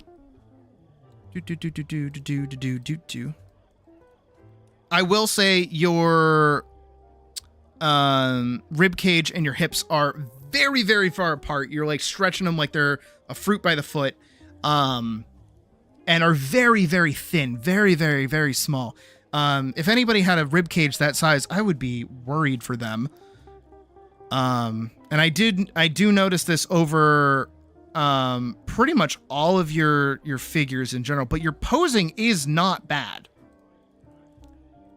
Like all the way back, like this one for being 10 seconds, you got this pretty good. This top thigh would be a bit straighter, but again, that's nitpicking at this point. I just want to see your rib cage and your pelvis get like a little bit more. Oh, yeah. I just want to see your figure get like a bit more oomph. Give it a bit more life. Same thing here. Again, you know, you're getting the pose down. You absolutely are. You just need to get your pelvis and your rib cage, and also to you know, worry a little bit less about the whole figure again and get down the rib cage and the pelvis, which you do, but you don't really size them properly, nor do you give them the three-dimensionality that you know, befits it. Again, you could just go straight down, straight line, so like a little, like a shitty plus, and then do your rib cage and your pelvis. This one's hard. I know it is. But again, same thing. If you got this line of action where you went from the top of the head to the bottom of the foot, or even just this kind of top bottom right there, you'll actually see that this is more like a triangle. Their body is forming like a triangle. And then you could place your pelvis in this and then just draw a square, which is what you did. Actually, you drew where the fist is located, which is good. Because very quick tangent on foreshortening for a second. Again, follow along with little old me. Follow along with little old me. Stand up for a second. Also, I'm sorry, this is going to cut into like a little bit of crit time. But again, you know, I know you guys enjoy this, so hopefully that's okay. We do have Pocket and Hull and Rowan to actually look at today. But I think you guys like doing things like this anyways. Hopefully. Sorry about that. But I want you to do me a solid really quick. I want you to take your hand, right? And I want you to put it as far away from your body as possible. Right? Put your hand out like you're reaching for something, right? Stand up and just like do that. You're reaching for something. Do you notice by chance that your hand is not like Raymond from the video game where your hand detaches from your body and goes anywhere crazy? Right? You kind of can't put it wherever you want. If there's a wall to your right, like there is for me, right? I have a wall to my right. And I stand perfectly still, right? I'm not going to move my legs. My legs are staying right in place. And I reach all the way over. I cannot touch that wall, right? I can't do it. If I lean into it, I can touch the wall. Otherwise, can't touch that wall. So in cases like this, right? If you get the position of the hand and the location of the body relative to itself, all it takes is a little bit of like knowledge and anatomy to be able to structure out where the rest of the body actually goes. You've probably seen me do it if you watch me draw it all, where if I need like a hand to be placed somewhere, I draw the hand first and then I draw the arm connected to it. I kind of go backwards. Or the other way around, where I kind of like point out the shoulder and I go, okay, we're going to go here, here, here. Because your hand can't go any farther than how far your arm goes. It doesn't come off, right? It can't do that. So if you plant your hand somewhere, you can't remove your body from it. Actually, a better example would have been put your hand on a wall and now try to move your body without taking your hand off the wall. Try to walk away from the wall. You can't really do it because your hand can only go as far as your arm allows it to go, because it's the parent. Your arm is the parent. Your torso is the parent of your arm. Your hips are the parent of your chest, right? If you crouch, you can't go anywhere. Right? Your chest is coming with you. You can't leave your chest up in top space and then drop your hips. You can't do that. Actually, this is a thing to do with fencing. I know this is a tangent, but this is applicable knowledge that you might be interested in. And again, having this is how I learned to be fair, is through like mechanics and how your body moves and things. It helps make sense of different things, right? So let's say, for instance, you're fighting someone. And you're fighting them with a sword. So here's the guy with the sword. And here's you. Right? And you both have the same length of sword. Now here's the thing. Is if you want to cut their leg for some reason, right? You want to cut at their leg. Your sword is actually going to get a lot shorter. Right?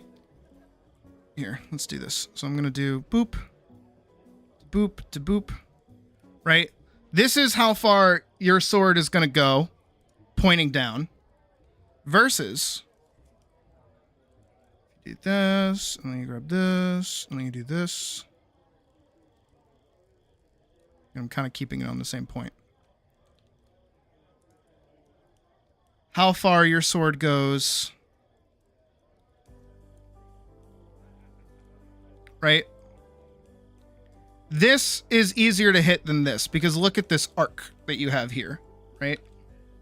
If you're trying to hit them in the leg, that's dumb, because it's only going to go about this far, when actually you get this much more distance out of your swing. I'm going to do like a little plus and a little plus, so you can better visualize that distance. Again, just because of how I drew the example, it's a bit more skewed, but this is how this works, which is why you don't really cut to the leg very often, because you're actually losing a little bit of range when just going for the chest is way better. But you know how you fix that? Is you take this little measurement thing, right? You take that, and all you do is you lower it. So let's say you still want to cut them in the leg for some reason. All you would have to do is actually lower yourself down so that this becomes your range. Now he's here and he's got ginormous balls. Right? That fixes your range. That gives you that much more range, right?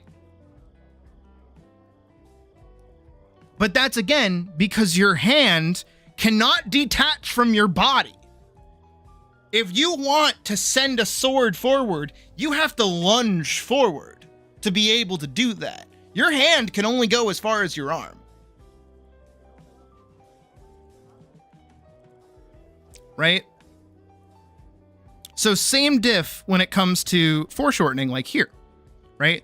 This hand, if that's where it is in space, which is relative to the eye line of the head, by the way. Did you notice that? Again, it's great. I love models like this because they do shit like that. The knuckles are in line with the eyes. And you can tell that because of that line going straight across. So because of that, you can create a little rectangular shape up there. And that's the plant where the fist is. And then you just make informed decisions about where the elbow and the shoulder and all the other bits in between are. Foreshortening. It's way easier than you think it is. It's scary because you're stacking stuff on top of each other. But when you know the tricks to them, very, very simple. And it impresses like silly people. This one I kind of see what you were getting at. All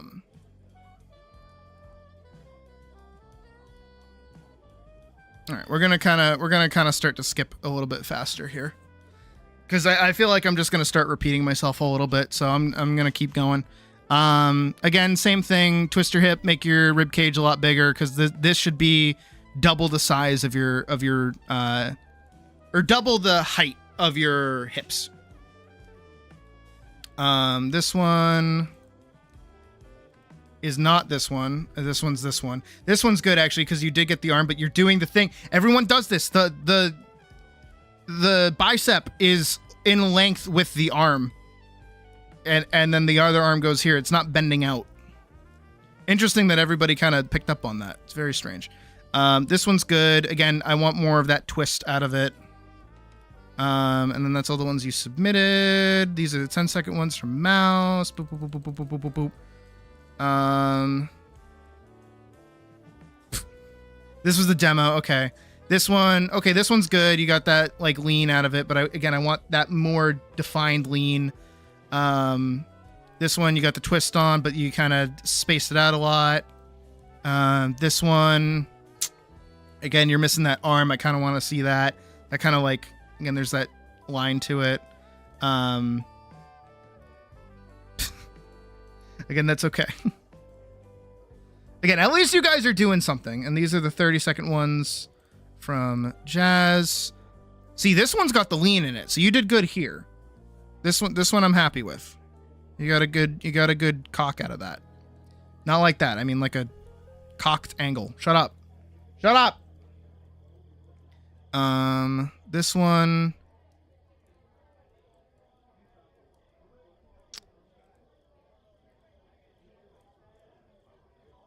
I don't know which one this would be. It could either be one of those two. Either way, again, you got actually very good three-dimensionality. I don't know which pose it is, but you did good there. And those are the only two. Okay, these are the 10-second ones from Hall.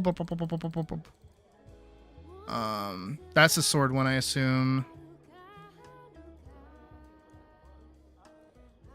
That one's pretty good, but you did hike up your body quite a bit.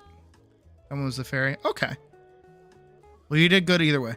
This one, head was very low. Same thing with your hips here. And the arm very, very long. But, you know, if you're moving fast, I get it. Don't worry. This is the... Oop. Is this the punchy one?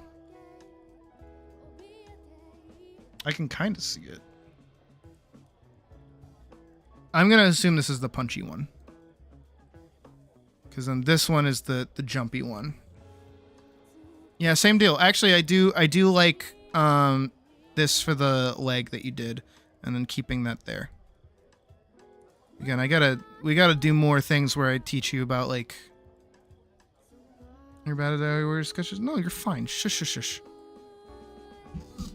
Again, like if I don't point these things out to you, you won't like think about them. You know. It's like when you like think about a car, right? You think about a random car. And you start seeing them like all over the fucking place. Like if I say Mini Cooper, when you go to work tomorrow or you go to school or you go walk about your town, you're going to see like 5 Mini Coopers and you're going to be like, Sydney, what the fuck? And I'm like, yep. I spawned them in because now you're thinking about them. Now you're going to notice them because they're part of your brain. Same thing when you're working on things like this. You know, if you just important issues, these ones did so. Yeah, no. Again, like if you what is it? Did you ever play The Witcher 3? I doubt it. So in The Witcher 3, all the way in the beginning of the game, you talk to Uncle Vesemir, and he says probably the most important thing I've ever heard in my life, and I think it's entirely true, is that never train alone. It only embeds your errors. Right? If you never show someone what you're doing in like a constructive sense, or you never try to mimic somebody else's work in one way or another, or just like try to learn from other people in general, you're only going to continue embedding things that are bad habits. You shouldn't do that. Which is why we do these in the first place. I know I don't do them very often. I would like to do more. And seeing, you know, you guys kind of all turn out for this, I'll definitely be doing more because I do like doing these with you guys. The more that we do them, the more that I'll point things out to you more consistently, and you'll think about them more often when you're working. And the whole thing is that this is all very heavy in the thinking aspect, right? When you're drawing, right? How much are you actually thinking? This is a huge important thing, right? Because you're probably using a lot of brain power to make decisions, right? Eventually those decisions get made easier. Way easier. Right? And this is where you see, again, when it comes to my doodles, right? When I draw, it's why I can go here. I'll time myself. I won't go for like 10 seconds. I'm just going to see how long it takes me. And I'm going to very quickly draw Elise. Okay. I'm going to hit start on the timer. I'm just going to draw Elise and go.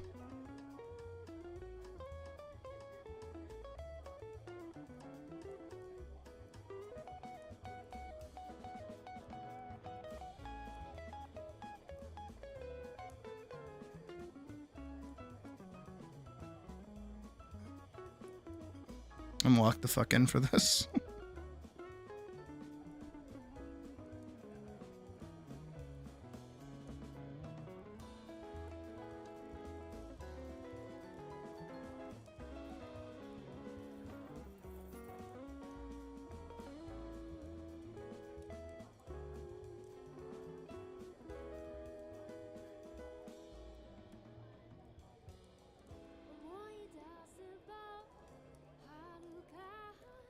I know I kind of like locked the fuck in for it. That took me a minute. And that's me moving like really super duper fast. And I'm even touching it up a little bit more. Right. Took me a minute. Very fast. Very quick. Boom. Right. Step one. Step one is that I love my character, so I know her like the back of my hand. Step two is that I designed her to be a bunch of very simple to draw shapes. Again, this is why I tell you guys to draw her in the first place, is not because I just want free fan art. Please draw her because I would love some free fan art, but also just because, again, her shapes are so simple, it's really easy to draw her. And step three is that 90% of the decisions that I just made are hard baked into me, and I don't have to second guess myself. Yes, there are things that I would fix about this. Yes, there are some more touch-ups that I can do. But in the fact that this only took me 1 minute to nail that, not even 57.64. 57 seconds. Just over a half of 57 seconds, right?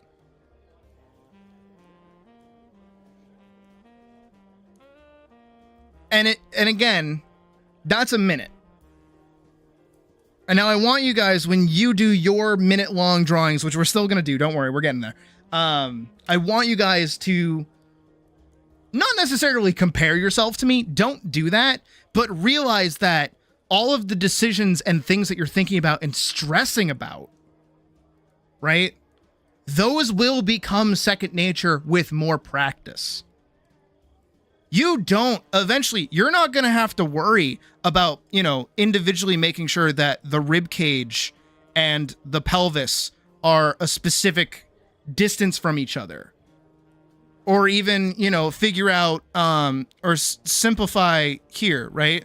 You'll also notice, again, absolutely feel free at some other time, because, with you guys' permission, I'll re-upload this whole section as a video, actually. I feel like this has been one of our more informative figure drawing classes that we've done, which I hope is really good for you guys. I know we haven't done it in a while, and I know it's going to start digging into crit time, but hopefully you guys are cool with that. But you might notice, again, anytime you watch me draw, right? Anytime you watch me do it, you'll notice I skip things, or I use certain steps to skip other steps, right? Again, I'm not going, this is where the top of the head is, this is where the bottom of the feet are. I just go, Okay, that's where her head is. This is where her body is. This is where her hips are. Then, again, also, I didn't draw a rectangle. I did this. I did this little shape. Right? And then I immediately jumped to defining where those legs are. Where those little, you know, the little calves are. I can just cut those off and be totally fine. Right? And then I go, okay, that's where her shoulder is. That's where her bicep is. That's where her forearm is. These are simple little shapes that I can draw, and I don't have to individually go, that's a circle, that's a line, that's a line, that's a circle, that's where her hand is. No, I go boom, boom, boom, because I know these relationships between all these arms. Even same thing with her face, is that I know that her eye is just a circle with a little fucking leaf at the end. And a big, dumb, stupid smile on her face. And a big, dumb that, and then her little thing. Right? Big, dumb, stupid face. Again, I use my process to skip certain steps. Same thing with you guys as well with everything. Because again, this is why I stream all the art that I do all the time. Go back to any of our commission things that we've done before, right? And look at how I draw out characters. You'll notice when some are a bit harder for me than others because I can't usually use my skips. That's when it starts bugging me. Or watch any time that I'm animating something and I really need to figure out how it's supposed to work. I get more defined. I go simpler and simpler and simpler. Right? Again, study, guys. Study me! Look at what I do! It's why I do this for you guys in the first place. Right? Is that none of this is scary. None of this is hard. None of this is difficult because it's all things that you can do. You just have to get there. If anyone's watched Hunter x Hunter before, perhaps you know of, I forget his name. Shit, what's his name? The guy that did the thing. Hunter x Hunter. Netero. That's it. Netero's backstory is that every day he would pray and punch like 1,000 times, right? And one time, like, it would take him like a whole month to be able to do it. And then he would go back and do it again. And eventually he would be able to do it so fast, not even an hour had passed. Because that's how much practice and discipline takes over, right? And that's the thing about this, right? Too, is that it is practice and it is discipline. You have to practice these things. You have to incorporate these things into, your everyday workflow. And the faster that you get at the basing stage and the faster that you get at the detailing stage and all of these other things too, it doesn't mean that being faster is better. It's more so that you're not getting more, what's the word? Blah, blah, blah. There's a word for it. It's not that you're getting necessarily faster. You're just making decisions faster. That's all. And it's not that working faster is going to make better work. It's just that you're skipping things that used to cause problems for you and you're getting better. Again, sorry to go on the huge tangent because I know, we still have other people's work to look at and crit as well. I'm sorry. But, this is a huge thing that I run into with like competitive video games, by the way. I know that sounds weird, but for me and for other people too, you might maybe know this, maybe not know this, is in competitive games, a huge part of it is decision making. And better players are good at making fast decisions. It's not moving fast. It's not playing fast. It's not shooting faster. It's not any of these things. It's making fast decisions. It is deciding, I am. Are we still doing? Oh yeah, no, we absolutely are. No, we're definitely doing those. I have the things saved. We're doing them. I'm trying to inspire you guys to feel a little bit better when you work on these things. And especially because we will be doing those, I want you guys to think about these things when you go into them and you have more time. But again, in terms of like competitive things, is how fast can you make decisions? And how confident can you be in those fast decisions? You can make fast decisions and be wrong, right? But can you make a fast, good decision? Being able to do that separates you from people who can't decide as fast as you are. Such in the case, because we played it on stream, Fighting Games. Fighting Games is a good example, actually, but I know not a lot of people understand the terminology of it.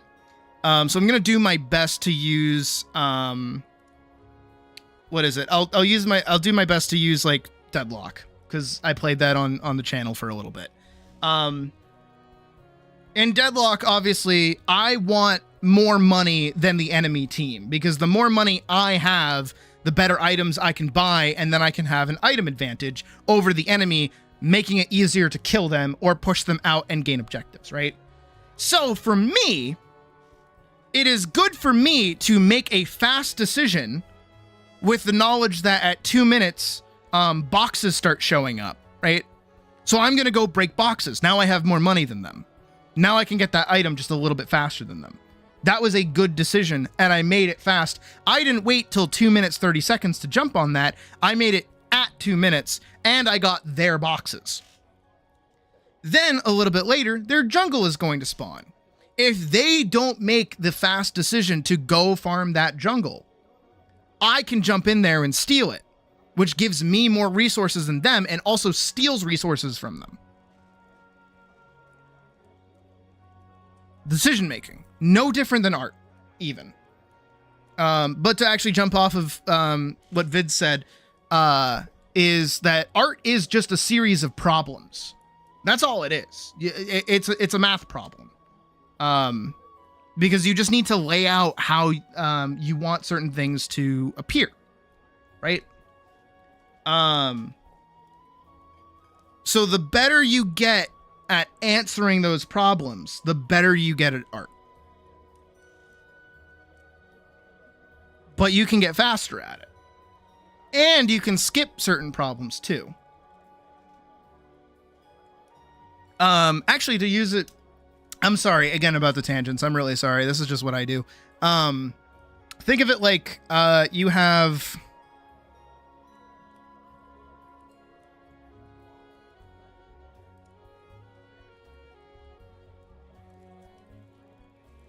that work? Yes? Yeah. Now I'm ousting myself. I'm stupid. I'm bad at math. Right? So if you look at this problem, right, this looks very convoluted. Are we going 8? We're going 12. We're going 12. I want to finish the animation. We're not too far away from it. We're going till like 2 a.m. If you look at this problem, right, this might look a little confusing. This might look a little messy. I haven't touched math like this in forever, so I might even get this wrong. But to a regular, child, let's give this to like a 6-year-old, right? They only just learned how to add, right? They'll see 2 plus 2. That makes them go 1. They're counting on their fingers. 2, 3, 4. And then they go, okay, that's 4. But now another problem that they run into is they actually don't know what these things mean. They don't know what this thing means with the 4 just like next to it. And they don't know what this means. That's a lack in knowledge, right? And some people have that. But some people know what those things mean. Some people know that a number being outside of a parentheses means that you multiply this. Or knowing that a slash into a 4 means that you divide this, right? And then also you have PEMDAS, the PMDAS, which is, you do your parentheses, then you do your exponents, then you do multiplication, then you do division, then you do addition, then you do subtraction, right? So in this case, you do your parentheses, which is 2 plus 2, then you multiply 2 plus 2, which is 4 by 4, and then you divide it by 4. which would just be 4. Right? Because dividing and then multiplying and then dividing just undoes what you just did. So nothing changes. But some people don't know that. Some people don't know how easy this answer would be because they have to take it step by step. They can't look at the whole and go, this bit cancel each other out. Just do this part. And then some people can do all of these, or some people don't know anything. You know, they don't know what this and this means. They only know what this means. So they can get this far, and then they need help here. What happens here? What happens here? And sometimes, this is just learning in general. This is also why math kind of sucks and I hate it. Sometimes you'll get people that pop up and don't explain how these things actually relate to one another, and it causes you to do more work than you need to. Right? Which is why I, little old me over here, your lovely teacher, tries their best to actually not only teach you how to do 2 plus 2, but I also teach you that this means to multiply and that this means to divide, and that also this and this actually cancel each other out. You don't need to do this.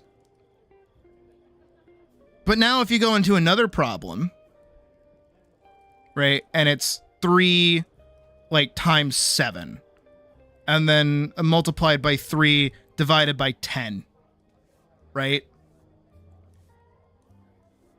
What you learned over here, if you only learned how to do multiplication, addition, you wouldn't know how to do multiplication. You wouldn't know how to do this bit.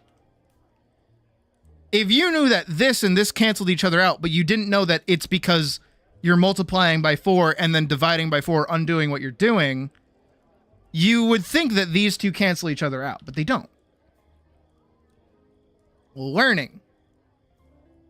And this all comes back to poor old Anya in regards to me saying, again, it's okay. It's okay to make mistakes. It's okay to fuck up. But again, that's the point of learning, is that you're not going to be perfect the first time through. You have to learn. You got to study.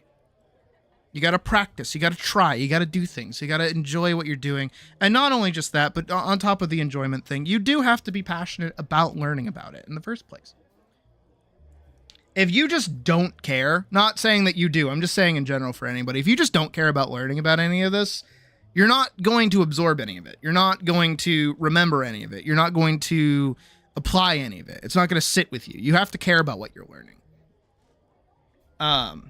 Which is why, again, I got to do it at some point. Okay, that's the Atlas server. That could have been dangerous. Again, that's why, what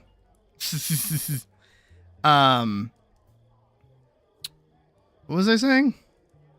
Oh, that's why I want to do a video for you guys on how to make, OCs, which I know sounds weird. I know that sounds very weird, because most people, I assume, have OCs.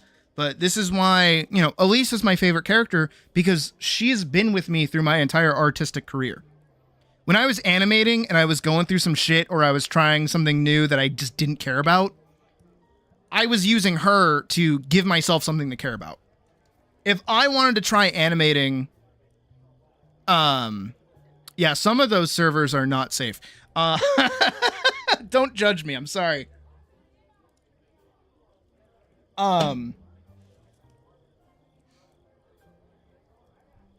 Having a character that allows you to be happy with them while doing something you're uncomfortable with. Again, there's a film that I never released because I didn't finish it, of Elise fighting like a goop monster. I did like a stop motion goop monster for her to fight, right? And I never finished it, so I never uploaded it. But I hated doing that. It was not working the way I wanted it to. I despised every moment of it. I was stressed the whole time. But because I was animating her and because I was having fun doing that, made that whole process that much more tolerable. So at some point I will be doing an OC thing at some point. I would like to do that probably soon. Once the film is done, I'll have so much more freedom in my brain. Oh my God. I just need to be done with it. All right, we're gonna skip past Vorkson here. We're gonna jump straight down to Butterscotch. Same thing here for you as Anya, as well as that you made your top bits too thin, and your hips are actually not too bad, but your rib cages are very squished. You want those to be like a cube, and then your pelvis to be more like a rectangle, but at half the size of the cube. Yeah, same thing here. You can actually see it a bit better here. And even in terms of going off of all of these, right, for the 30-second ones, these kind of lack... I mean, these are actually really good now that I'm looking at it. This one, this one would be flat top. Again, it's got that curve. Just because you're lacking in the curves of them and even the whole of the rest of the figure, it's actually kind of hard to tell what's going on. Same thing over here. I know I'm covering it up. Even worse so now. But this one kind of lacks that curvature just because you did the top down, which is good. But I know I didn't really talk about lines of action this time around. I need to make more dedicated videos so I can just reference them and say, watch those things. But good job there. All right, so now we're going to do... I think what we'll do is I'm going to cut the 10-minute one. So we'll do 2 1 minutes and 1 5 minute. Okay? I think that's what we'll do. So that should take us about 7 minutes. All right. So let's do that. Oh, I closed it. Oopsies. Here, we'll grab this one. Don't look at it. All right. So I'm going to give you 1 minute to do this next one. All right. So get ready. Wrap up. Perk up. Did I get everybody? I want to make sure I covered everyone. I know I skipped over Vorkson's last two there.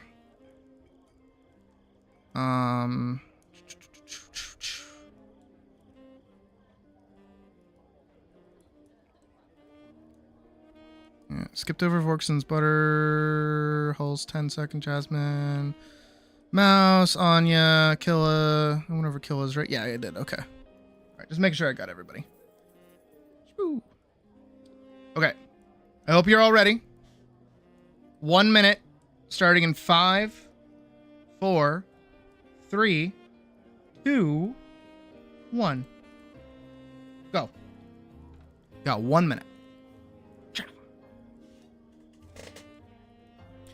Remember, I'll give you like a little bit of beat for beat. Remember your line of action. So not only line of action, but your top of head to bottom of feet. Then the curvature of the pose. The direction that the rib cage and the pelvis are facing. Give the body a little bit of a twist. Worry very little about where the arms actually are or the legs for the moment. But you can still add those in. You will have time. Or maybe not as much time.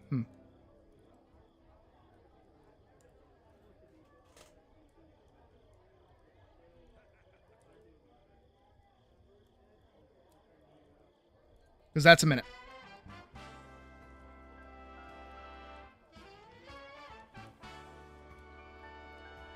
Now, I do want to ask, before we do our next one, how long did that feel for you? Did that feel short or did that feel long?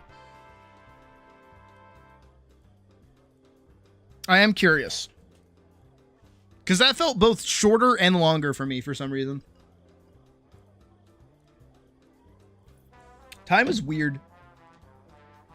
Time is stupidly, relative.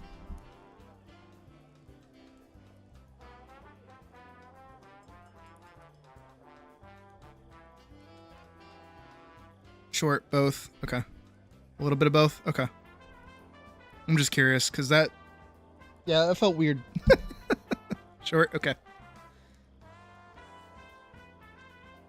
In between both. Okay. All right. You know what? This next one's topical, actually. I won't talk as much this time. I won't give you my bits and pieces, but I do hope you remember what I said. And also think about relationships between certain things in the follow-up one, okay? Short yet not rushed. Ooh, I like that. I like how you put that. All right, we're going to do this next one. Starting in 5, 4, 3, 2, 1, go. 1 minute on the clock. You guys got this. I believe in you. Stop laughing about the Keyblade and get the drawing.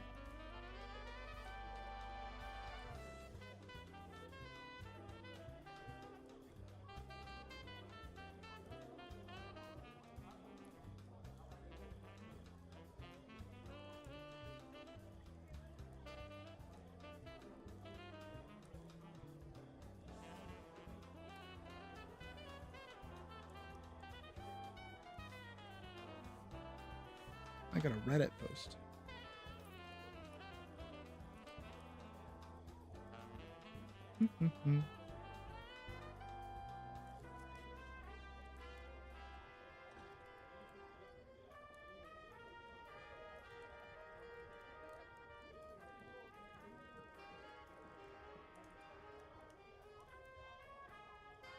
And it's 1 minute.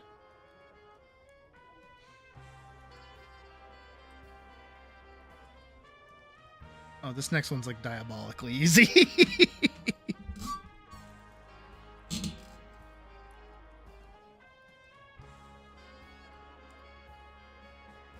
Do I want like a harder one for you guys? I feel like if I'm gonna give you more time, I feel like I should give you like a challenging one. Ooh, that's way better. I just hope YouTube doesn't yell at me for it. Oh, that one might be fun too. Actually, I'm gonna save this one, and I'm just gonna send it to Anya for them to use it, because I think they'll dig it. I'll post it and share other people's stuff. The one that I found, if you guys want to look at it. But this isn't the pose that we're gonna do. But this is one that I found on the website, so I think that's kind of cool.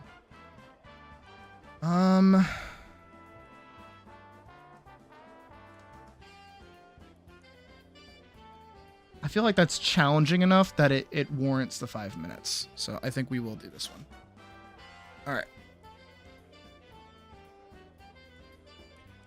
So we're going to do our 5-minute one. Okay. I'm going to count down from 10. Boop, boop, boop, boop, boop. I got to find it first. Okay. 10, 9, 8, 7, a 6, a 5, a 4, a 3, a 2, and a 1. Go! 5 minutes! I'll be right back.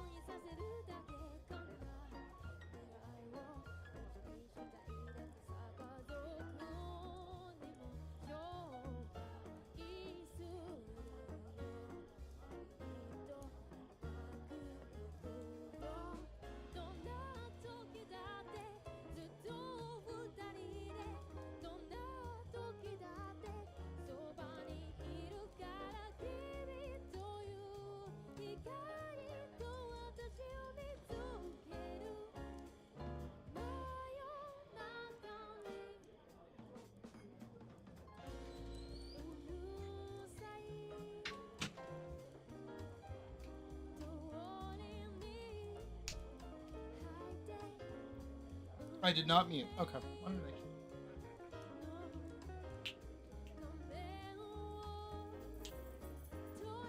I still hate whoever the fuck is jingling those goddamn keys! Ugh.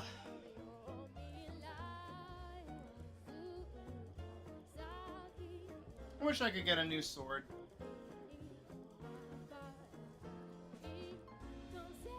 As much as I like my Witcher swords, they're not like this. They're not designed to be like swung around.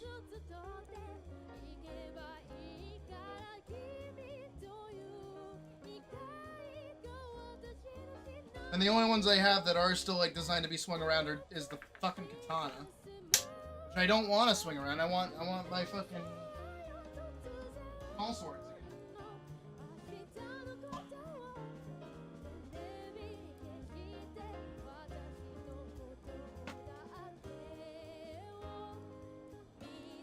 There's just like the little things, you know? Nothing crazy.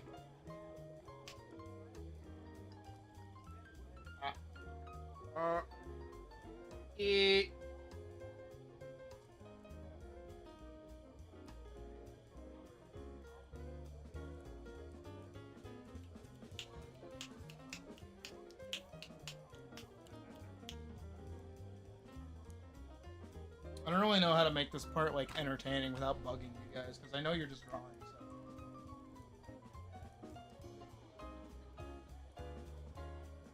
Having a good time.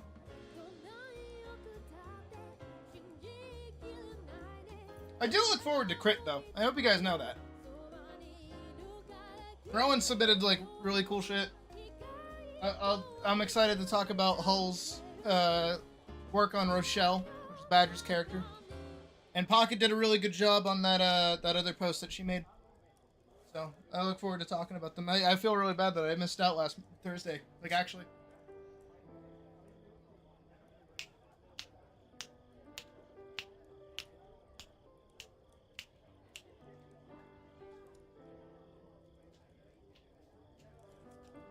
Are you guys starting to feel how long 5 minutes actually is? I'm not giving you a time update yet. But you might have hit a point where you're just like, damn, it's still going? And I'm like, yep. Still going. Yeah, we'll post them, baby! Alright, I didn't mean to call you that. My bad. That is the energy drink speaking right now. Ugh. Whoop.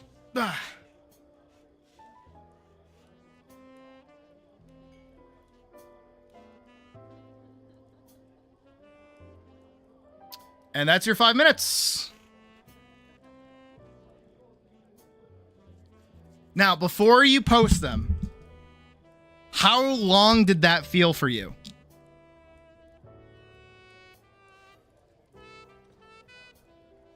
Again, I'm curious.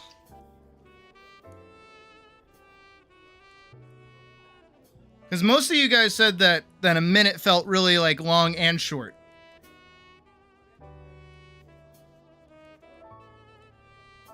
But I am curious to know how you guys felt about 5 minutes, like being timed for 5 minutes. Very long, okay.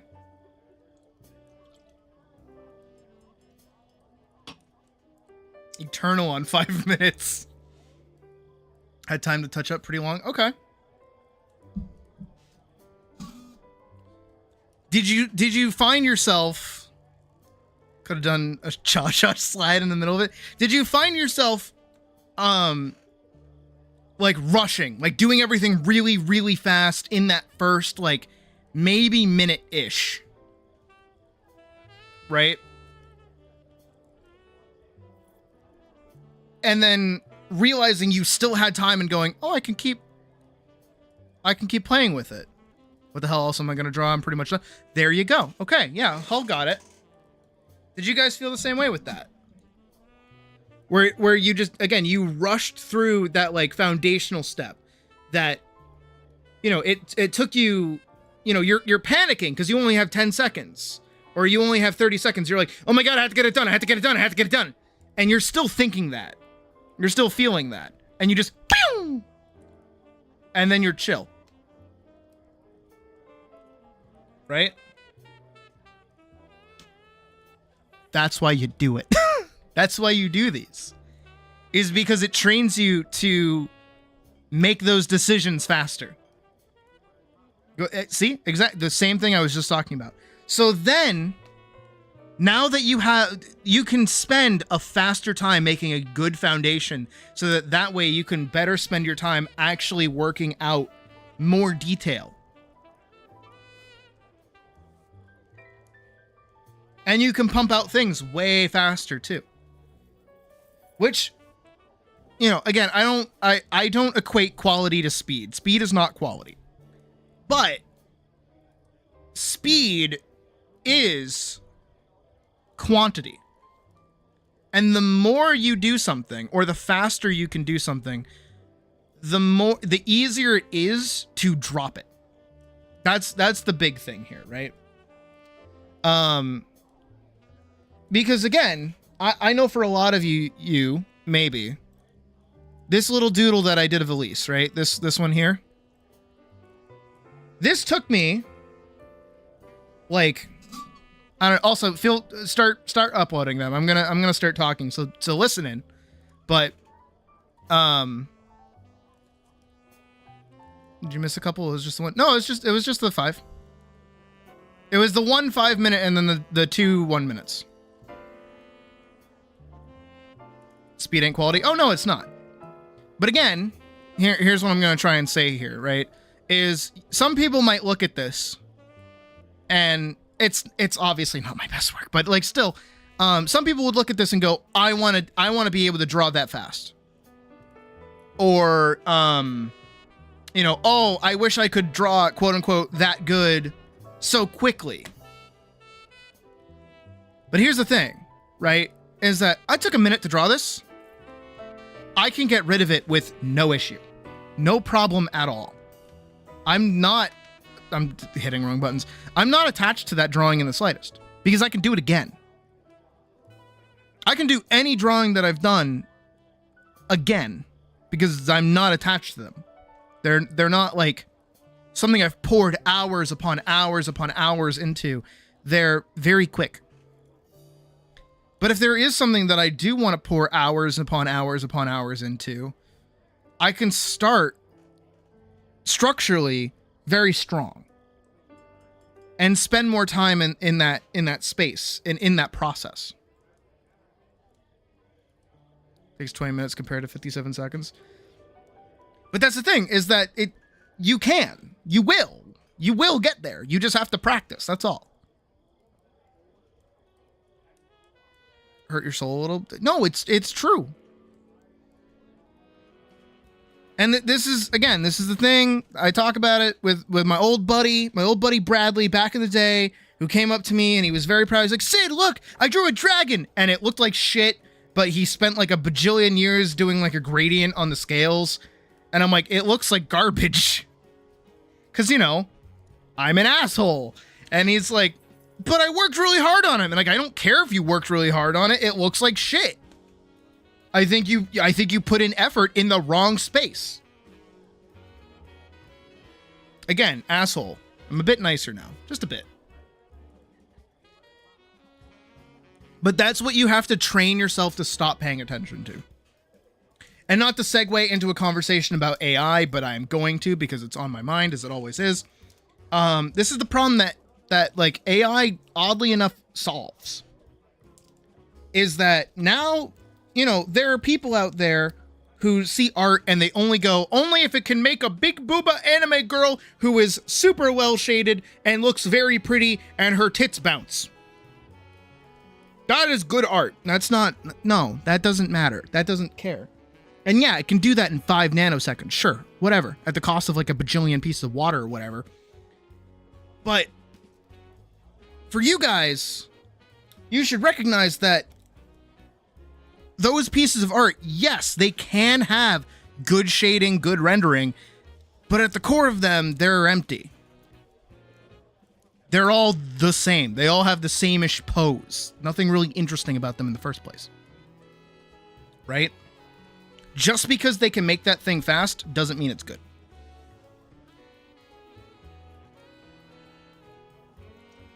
But because that's a thing now, you should be more free to do weirder shit and not need to worry about making something super overtly detailed.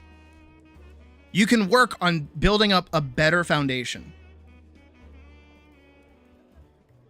On the itty bitty titty community. Honestly, back in the day, same. They're the feud. Yeah. The way I've been like describing it to myself as of late, in terms of AI anyways, is that all it is just going to a restaurant. Kind of more like going to a chain restaurant, actually, now the more that I think about it. Because it's cheap, it's easy, it's fast. It's the fast food of art, right? That's all it is. Cheap, easy, fast, gives you what you want, is presented somewhat nicely.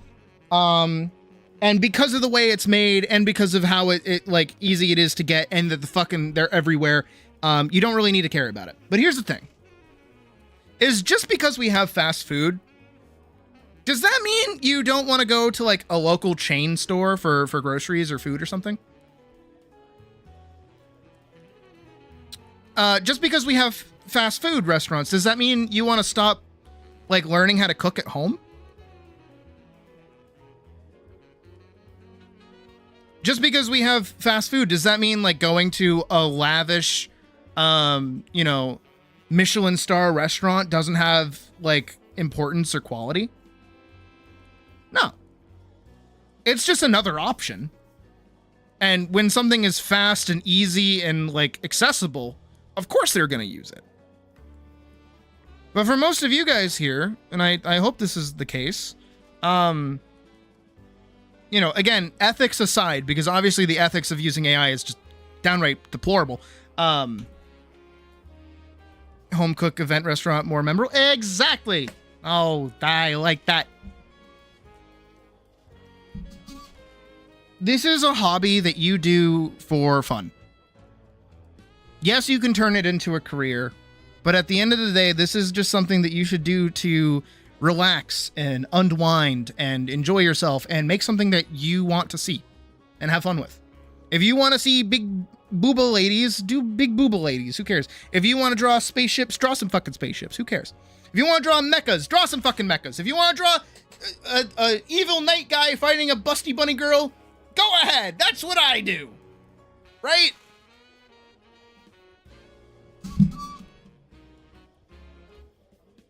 I'm trying to figure out how to turn it back around into what I'd... Where'd that message go? What the fuck? You didn't say anything. Like your name popped up. You didn't say a word.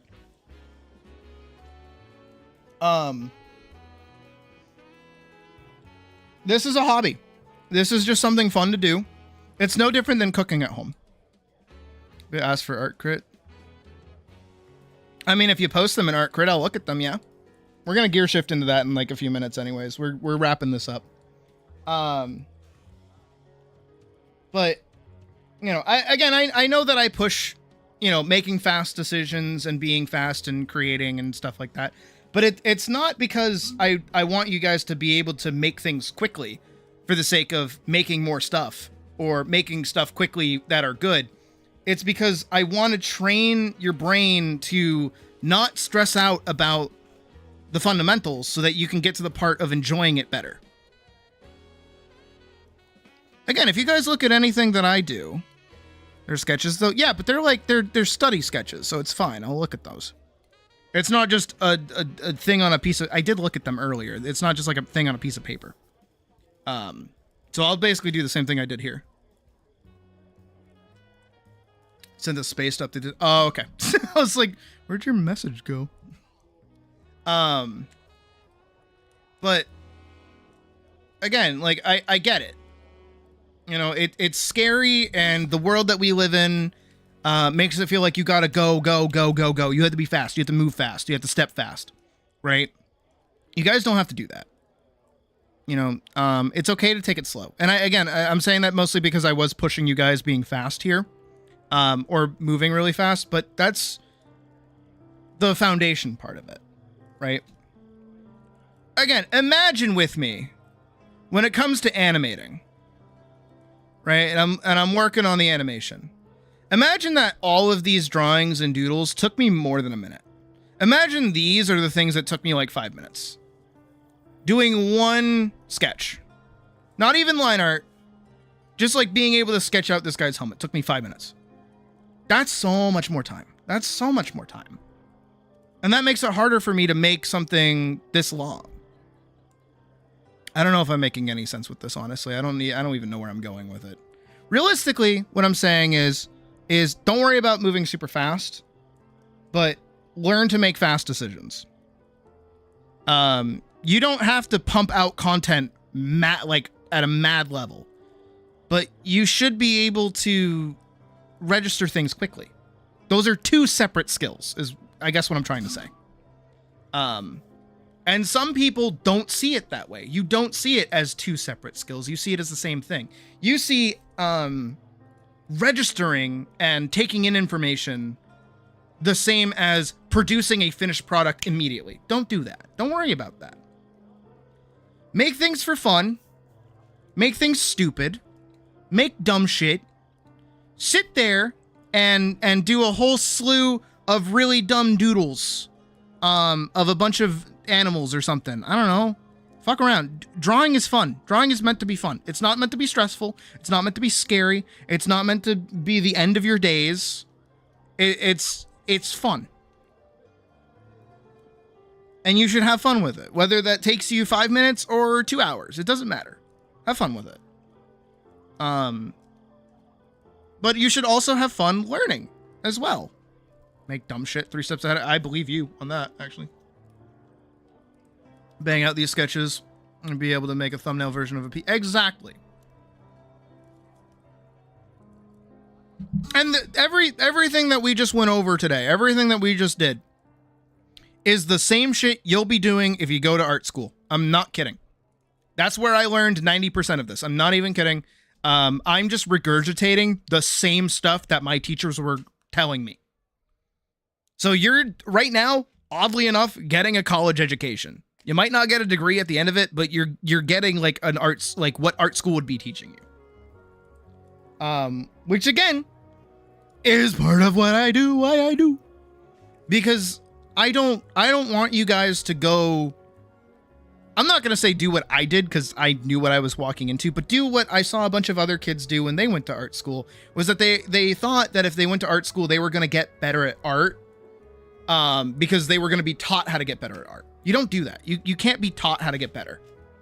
You have to train, you have to practice, you have to get better yourself. No one can tell you the magic way to hit a baseball. You just have to do it. No one can tell you the magic way to stab someone in a sword fight. You just have to do it.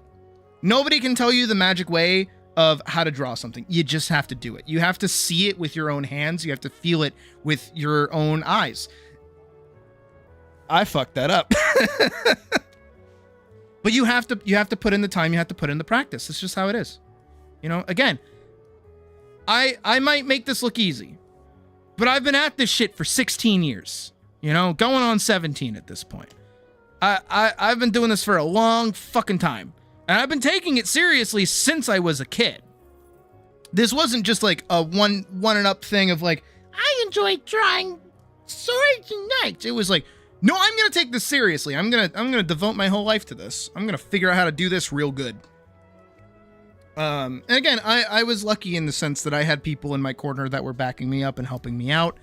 And I know that not everybody has that, which is, again, why you should be here.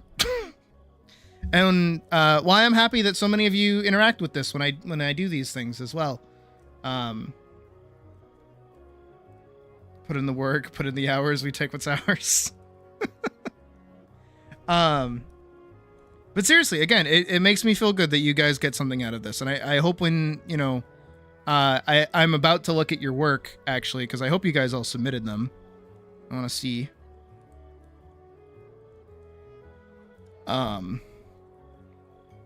Oh yeah, you guys did good. Oh wow, yeah, you guys did really good.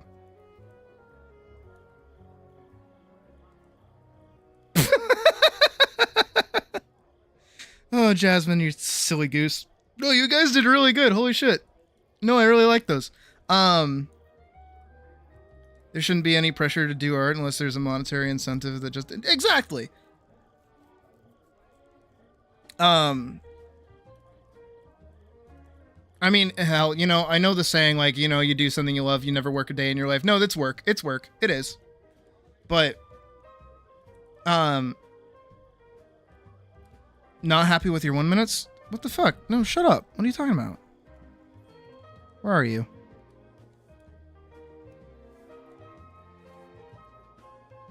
Post them. Did you post them? Oh, you did. Oh, I see what you mean.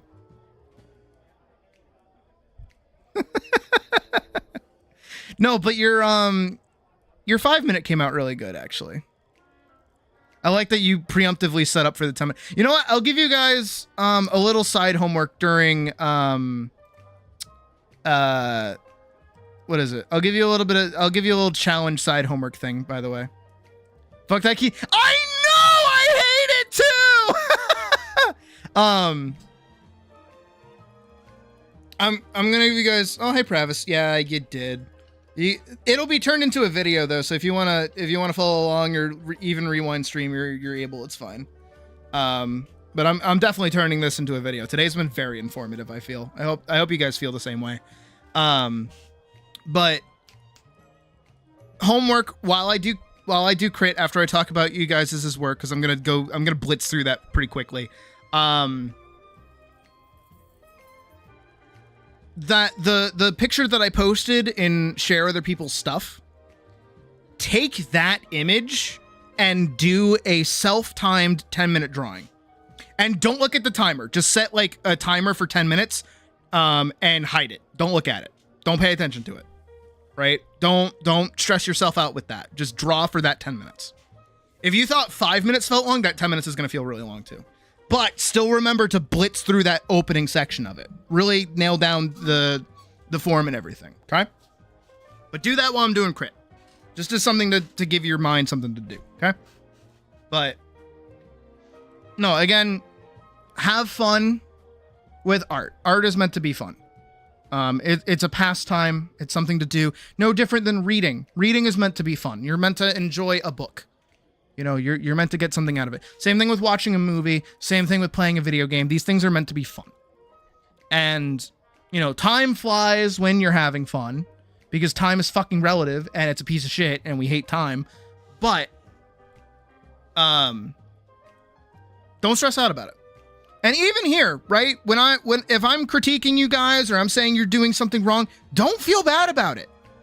I'm telling you this stuff so that when you go do the next one, you remember it and you go, oh, Sid said this thing. I'm going to think about that now. Now it's in your brain. And then the more that you do it, the faster you get at pumping out these little sketches and things, right? The better you actually get at compartmentalizing all of the lessons that I've given unto you. Whether it's something like, you know, twisting the body a little bit more or the sizing of your rib cage and stuff. Should you submit when you guys finish that, absolutely put that in stream activity. I won't actually look at them or even crit them, but those are just entirely for you guys to do like your own self-timed 10-minute thing. No comment from me. What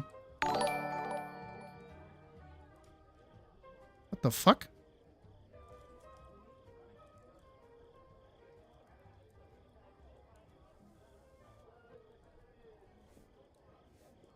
What the fuck was that?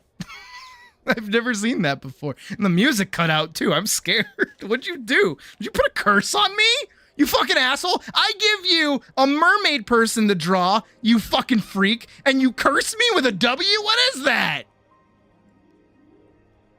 Why'd you do that to me?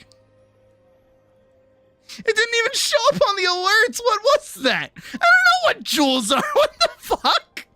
I've never seen anybody do that before. What the hell? What the fuck was that? Okay, anyways. Let me give you guys a little look-see over with that. I'm gonna blitz through them very quickly because I do want to get to crit. I feel really bad how long those took, but we're gonna start with Hull. Curse of W. Yeah, what the fuck? Model W coming in to corrupt me, I guess. The worst. You guys are killing me. Oh, goodness. All right, let's start with Hull. So what do we have as, like, images again, even? It would be this one. And then I think it's the Keyblade one, right? Yeah. That one, Keyblade one. Ooh, that one's really good. Oh, I like that. No, that one came out really good. So this one, I know that you're, actually, this one's actually very good. I was gonna give you a bit of shit just because this leg is really good, but this leg is actually a lot closer. The negative space that would be here, like, can they be turned into, I don't know. Wiley. Dr. Willie, isn't it Wiley? Most of them looked like AI to you. Keeps pressuring you to use them. What the yeah, don't. Yeah, guys, don't send me jewels. I don't know what those are. That's weird. Is it like YouTube's version of bits? What the fuck? Don't worry about sending me jewels. I mean, unless you guys have jewels. Just to send, like, if you want to send jewels, that's okay, I guess. If it is money. I don't know. And balls in one where you buy them and use them to send special emotes and stuff. Oh.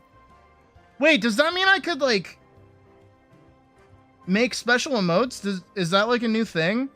Dude, can I finally have, like, custom emotes for you guys? Oh my god. Wait, I would fucking devour that. If I could finally give you guys emotes. Wait, is that like a thing? I'll have to look into that later. I'll definitely have to look into that later. But more on this. This leg is a bit far out, but other than that, I like this overall. I even like this a lot too. This is actually really good. She's got a little bit more lean because this is all on one line. See, from her head to her foot, how it's all just like a straight line there, which you kind of lack here. She's got a little bit more oomph, and even the Keyblade itself is a bit more out of here, so it's like a bit more of a triangle shape. I mean, you kind of have a triangle shape, but it's more like an isosceles triangle. Don't think so, Seth? Fuck!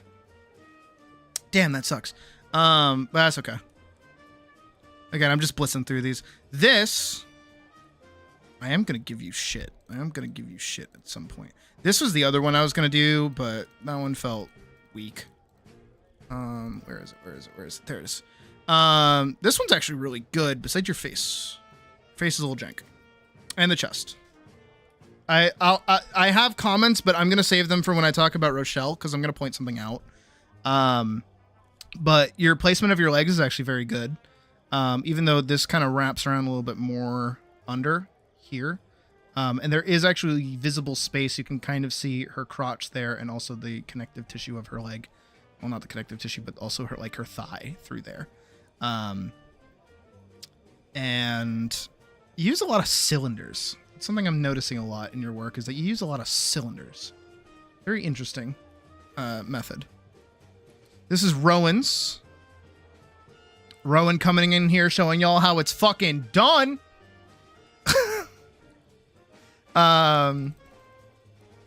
Which one was it? It's this one.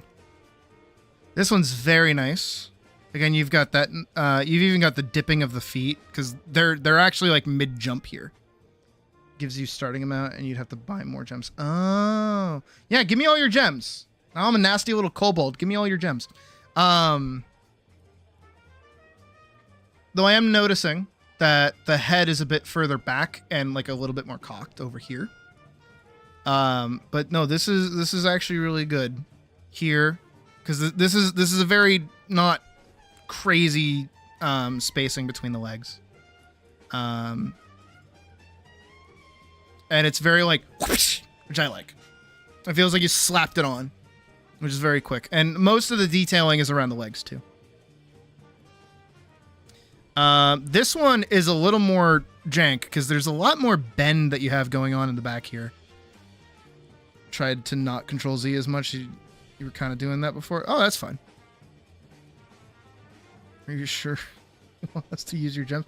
Yeah, give them to me. Give me your gems. If it's money, I want it. If it's money, I need it.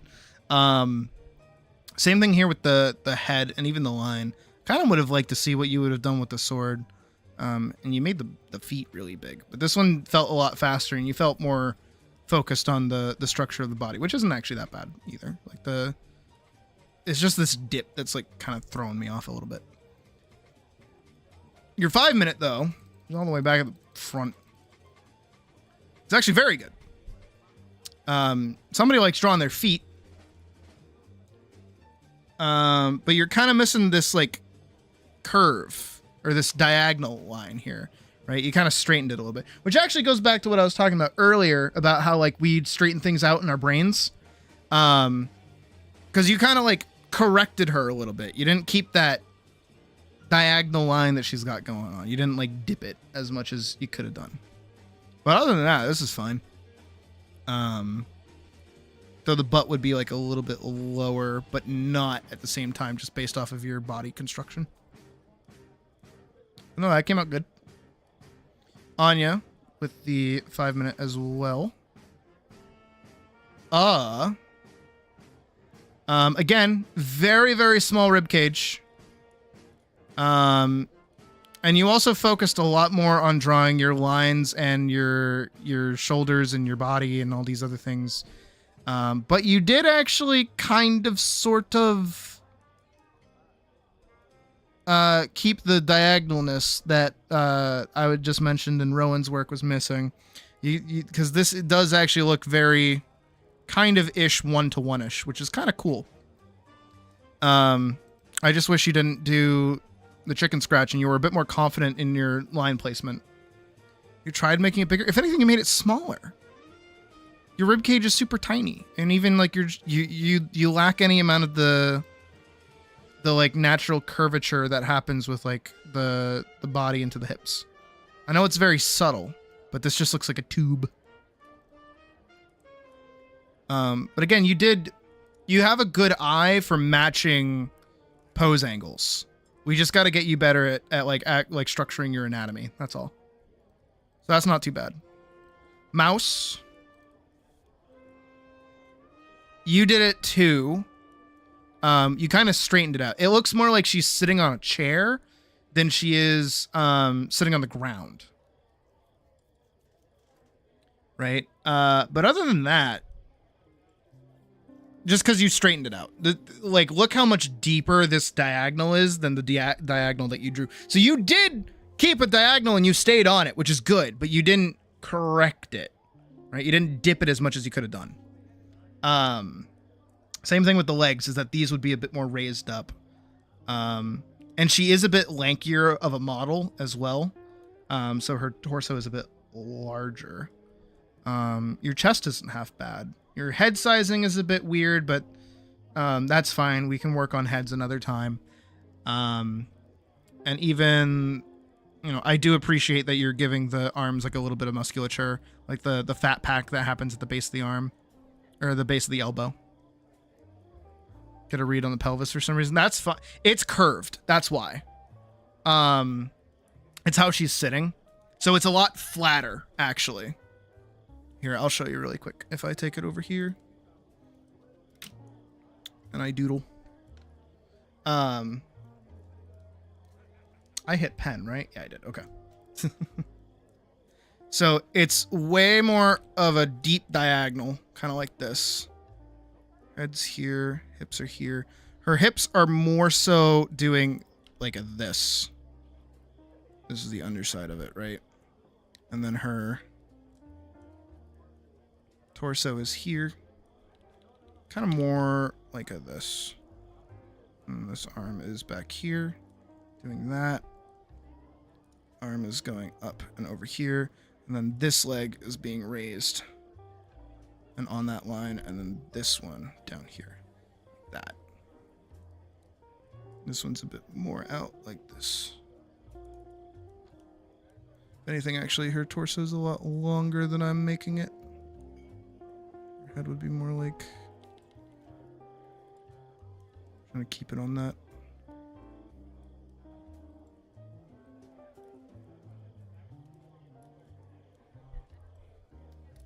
Kind of like that.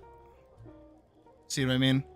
Just kind of how it's flattened. It's because you can actually see the bottom of her crotch down here, which I know is anatomy, but again, she's mostly laying on the back, like bottom bit of her butt, right?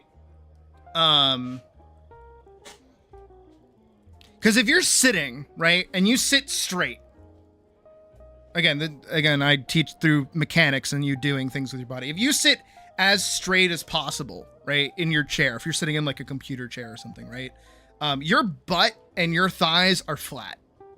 Now what I want you to do is kind of scoot your butt forward a bit more and lean back, right? Put your butt further in the chair and lean farther back. Kind of like you have your back like she does, right? If you do that, feel where your butt actually is sitting. Well, I have a fat ass, so this might be a bit different for you guys. But for me, I'm mostly sitting on like the edge of my tailbone. So I'm kind of just like showing my gooch out to the world a little bit, right? That's what's happening here.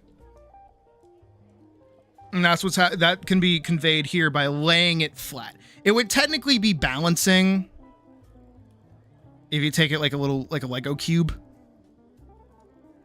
It's technically balancing on this ridge here, right? So this is the bottom end of the brick. This is kind of where they're sitting. And they're presenting themselves with their butt. And then they got their little gooch there. And it kind of wraps around there. And their leg gets to go up there. And their other leg gets to pop down there. A larger example of what I'm trying to show. Because you can see that this calf kind of goes over this part of the butt. And even here, down here is where the butt is. I did not mean to close that. Oopsie doopsies. Oopsie doopsies. Scoot that out of the way. We'll hop back in. Oh. Badger made a post.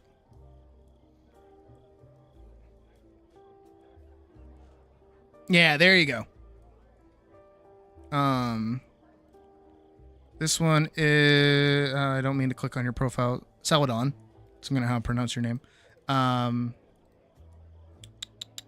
This is actually very well done. This is very, very well done. Again, just a little bit more lean. It does look like you have a good sense of the diagonalness of it, but these legs would be a bit more further out, and the body would be a bit more leaned over. Very small nitpicks on this. Overall, very good. That's just like lightly twisting a bit more of the pose, just a bit more. Other than that, that's really good. Your head structure is a little weird, but again, for, you know, quickly getting out of gestural poses, it's fine. And then you did your 1 minute as well. Kingdom Hearts. This one, you don't actually have the head on the same line as the leg. I would have liked to see, you know, a marker for the top of the head down to the bottom of the foot, to kind of get that pose off, and a little bit more deeper of a stance for this back foot, just because of how much negative space there is back here. Again, as I've said a few times now, it's very important when looking at figures, not only at the figure themselves and where their body is, but how much space there actually is in between body parts and other things like that, and the other relationships going on with either props and otherwise.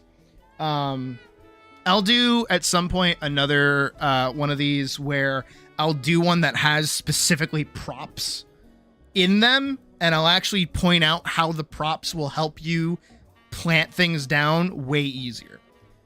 Usually props include like staves or swords or like a towel or something, and they kind of help cement where certain body parts end up going, and even creating shapes that make it easier for you to draw them.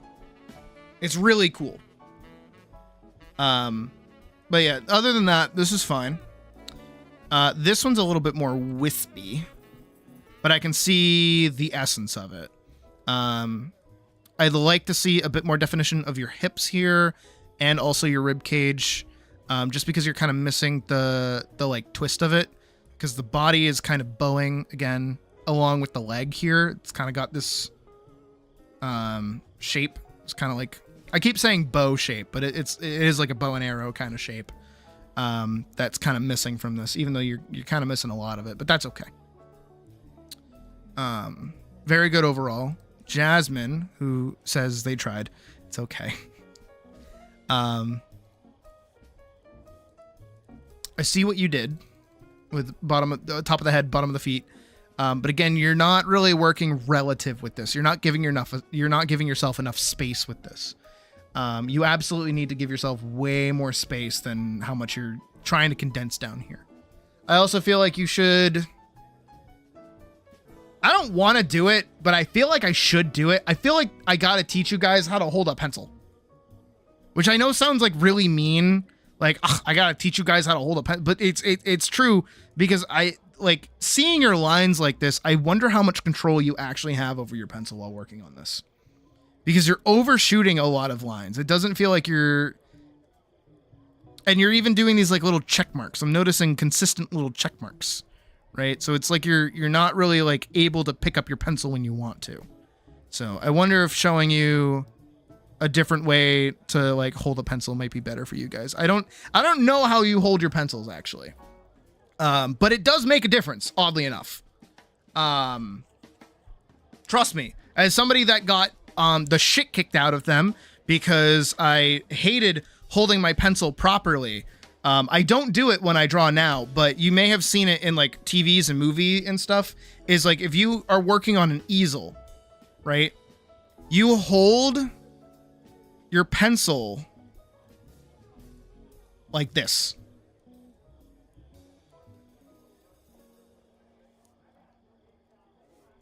I don't do that.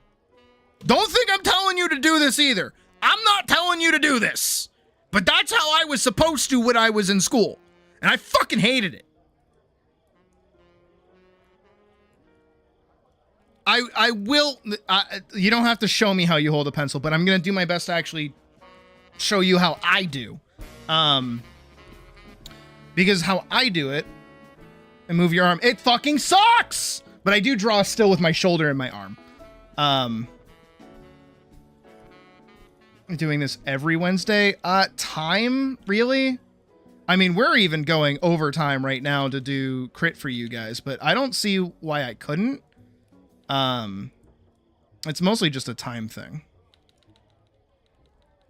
How does that give you any control? It gives you a lot more control than you think it does. No, I'm being like that. Step one, you need to be drawing on an easel that's standing up. That's the most important thing. It actually lets you get a way softer line, and it doesn't hurt your wrist as much because you're not drawing with your wrist. You're being forced to draw with your arm. Hold your pencil like that in the first. Hold it like you're holding a wand, right? Put your thumb on top of it. And then kind of just do like some wispy little swashes with it, right? Like you're sword fighting. Shwa, shwa, shwa, shwa, shwa, shwa, shwa, right? You'll feel you can actually get some very smooth lines if you're drawing from your shoulder and using your whole arm.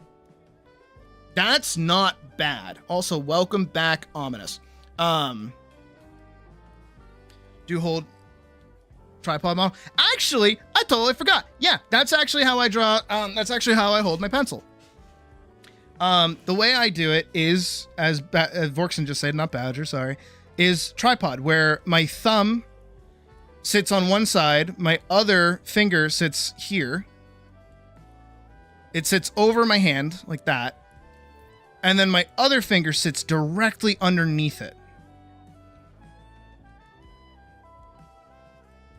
And then my other two fingers sit underneath here. That's how I hold my pencil. Is there a stylistic equivalent? You don't see how this will be useful? Oh no, don't, I'm not talking this. Don't do this. This only worked for easel. I'm saying this is how I used to have to draw in college. Don't worry about that. But do this.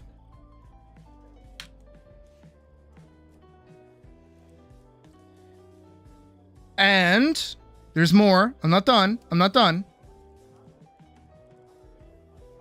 Don't draw from this.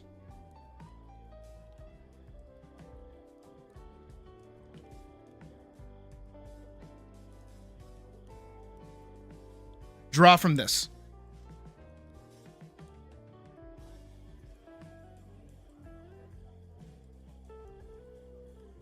Don't draw with your fingers. Draw with this. Don't draw with your wrist. Draw with this.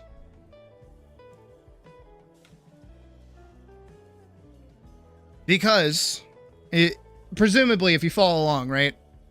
If you draw from your shoulder, so you're not moving your fingers, you're not moving your wrist, you're using your shoulder, you'll get really big, really well arcing. Feel free to just like lift your pen up.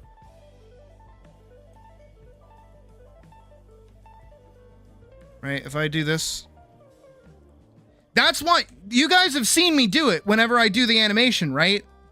Because because of the stupid fucking line tool in this dumb, stupid fucking program.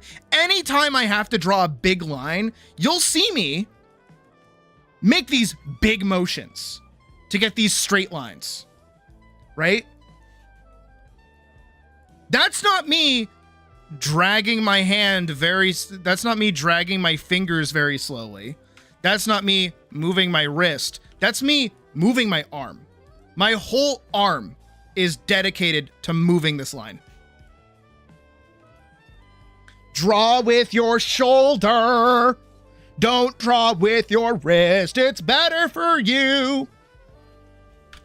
But of course, that's when you can also flip around and actually use your fingers or your wrist as well to kind of get different sorts of lines. If you need something very small and you anchor down, you can get a little circle. That's purely with my fingers, by the way. I'm not moving my wrist for this. This is purely just moving my fingers, my fingers in a circle. I plant, circle. That's tripod too. Just circle. Just rotating my fingers in a circle. If I want a big line, I move my whole arm.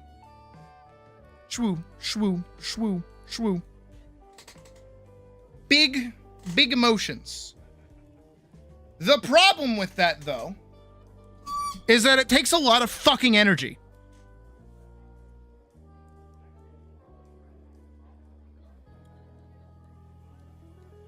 Know how designers draw blueprints? They should draw the same way, I'm pretty sure. Be careful when I open... What the fuck did you send me, Pocket?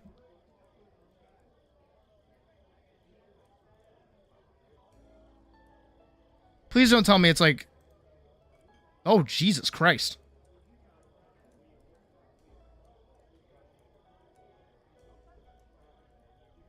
We got it. We got it. Okay. Pocket. Ooh. Ooh, I hate those. Wow. Wow. I'm getting caught up on everyone, like, posting stuff.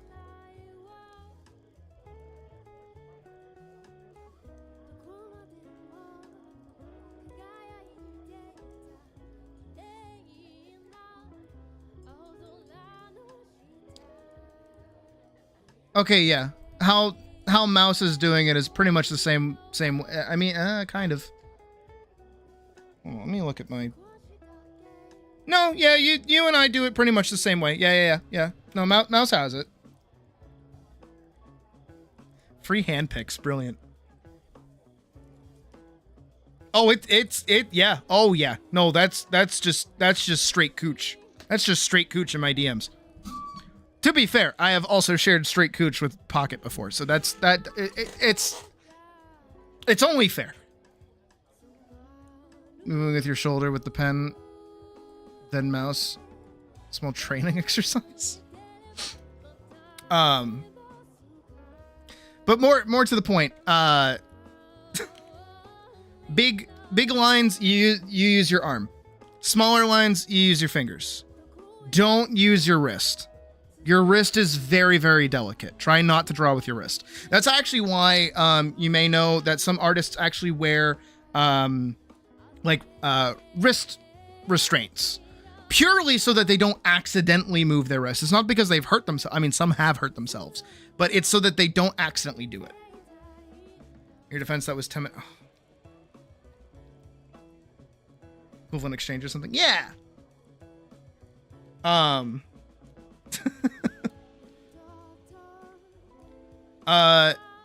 That too as well. This is another part of it. Give me 1 second. I'll be right back. Give me 2 seconds.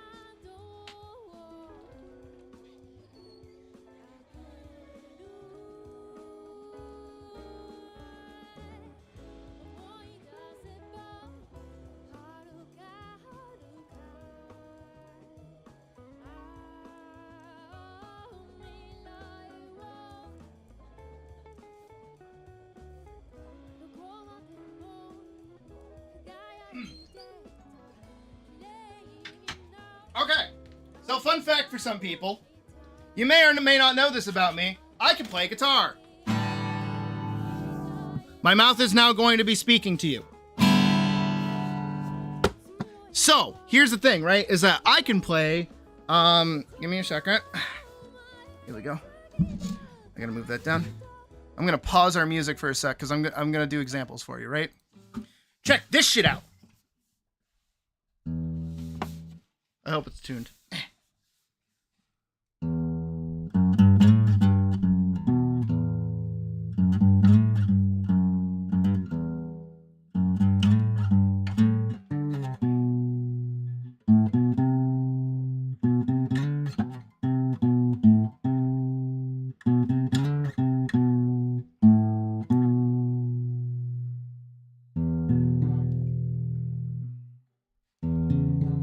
I'm a little out of practice. I'm holding it at an odd angle.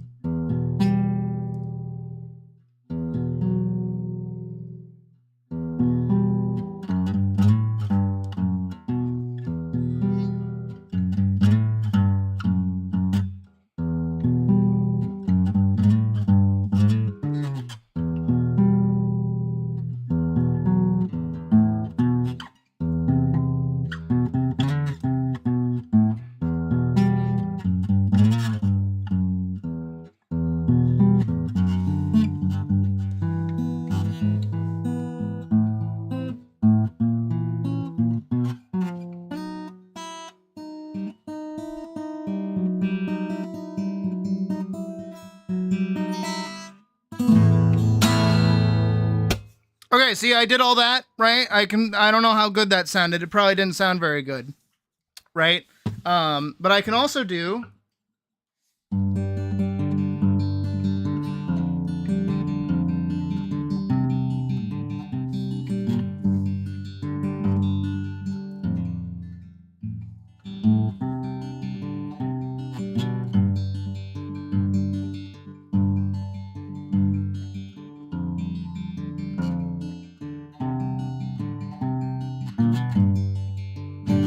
Right? See, I can play the guitar, kind of. I'm a little washed. But that's the equivalent of me drawing a body. That's the equivalent of me drawing a person, right? And that's the talent and the skill and all the other bullshit that comes together in the know-how that learns me how to play a song. The notes, the chords, all the shit that I play, even when I do something like...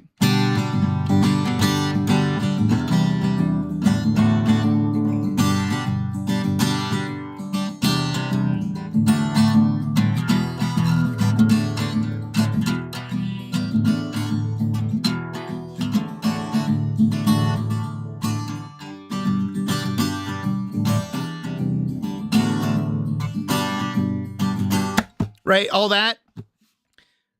of that is based off of the same fundamentals across the board, which is me being able to put my finger on a note and going. And now, here's the thing, right? How do you get better at hitting those notes? How do you do that? Well, you do drills. You do.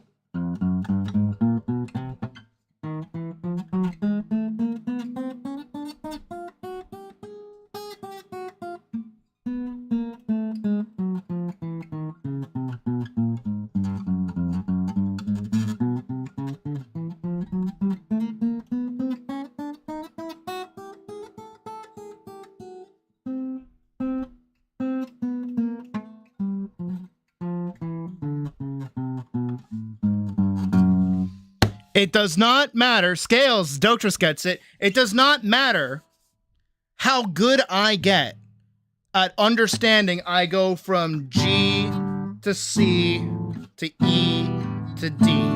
It doesn't matter if I can't put my fucking fingers on the damn notes.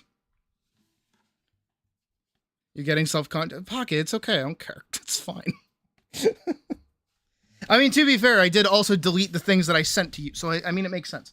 But also, this is really dusty. Puck has not touched this guitar in a minute. I gave her my guitar because she prefers it over the one I bought her.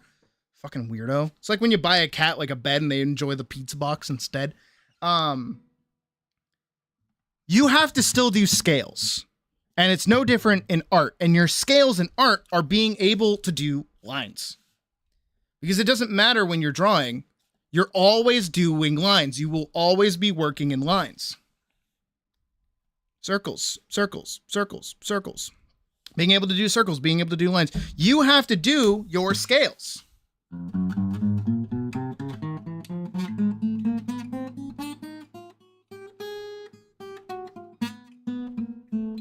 Pocket, you have to realize if you're asking me for nudie advice when it comes to that kind of thing, I'm going to make it appealing. I'm not going to make it realistic. So that's like two differences of us. And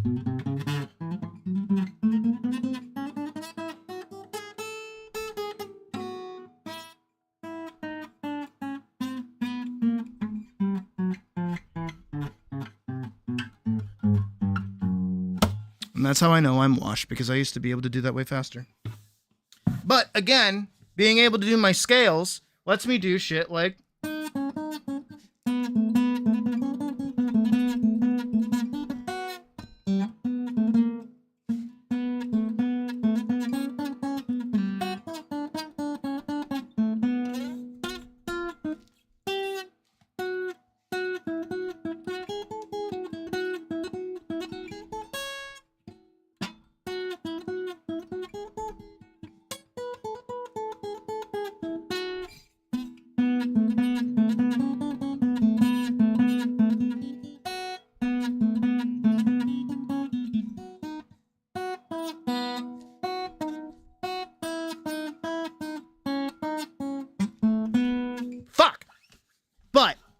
again, if I wasn't doing my scales or I wasn't practicing, I wouldn't be able to hit things like that.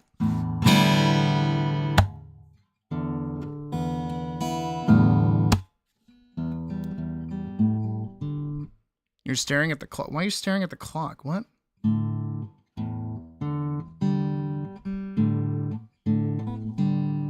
But that's no different than lines. And I get it. A lot of people would prefer, spending time to draw boxes or draw characters or do these other things or think about their stories and all these other things, stuff like that, right?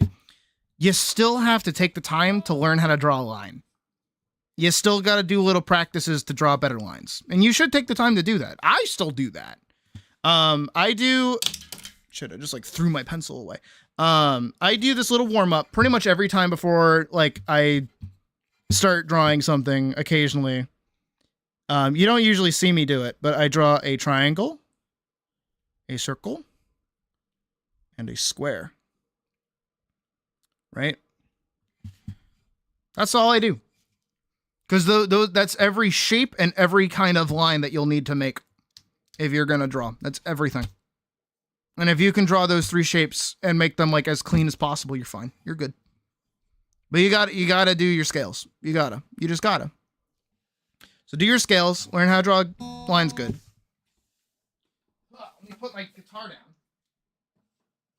down. Did we have anyone else to look at for the thingy, because I hope that made sense.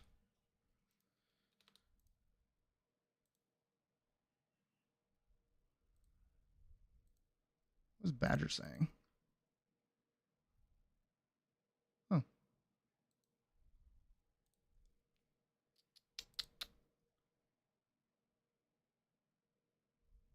Jasmine, what the fuck? How are you doing? Okay, well, get that fixed. Anya, your fingers are way too, like, crunched up. You need those to be straighter. Make that the straightest part about you.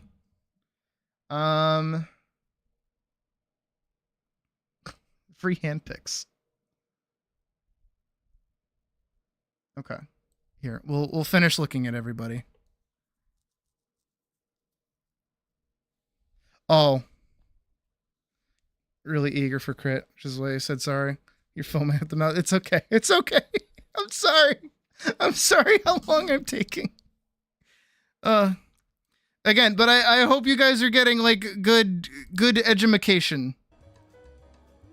Okay, we were talking about Jasmine. I was talking about their lines. We're on Aquila.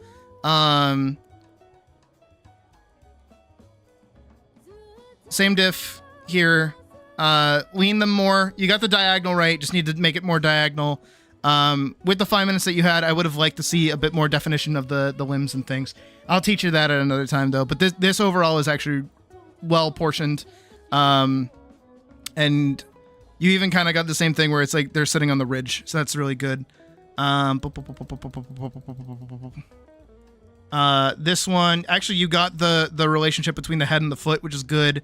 You just didn't really like let them lean. You can let it lean. This is too straight here.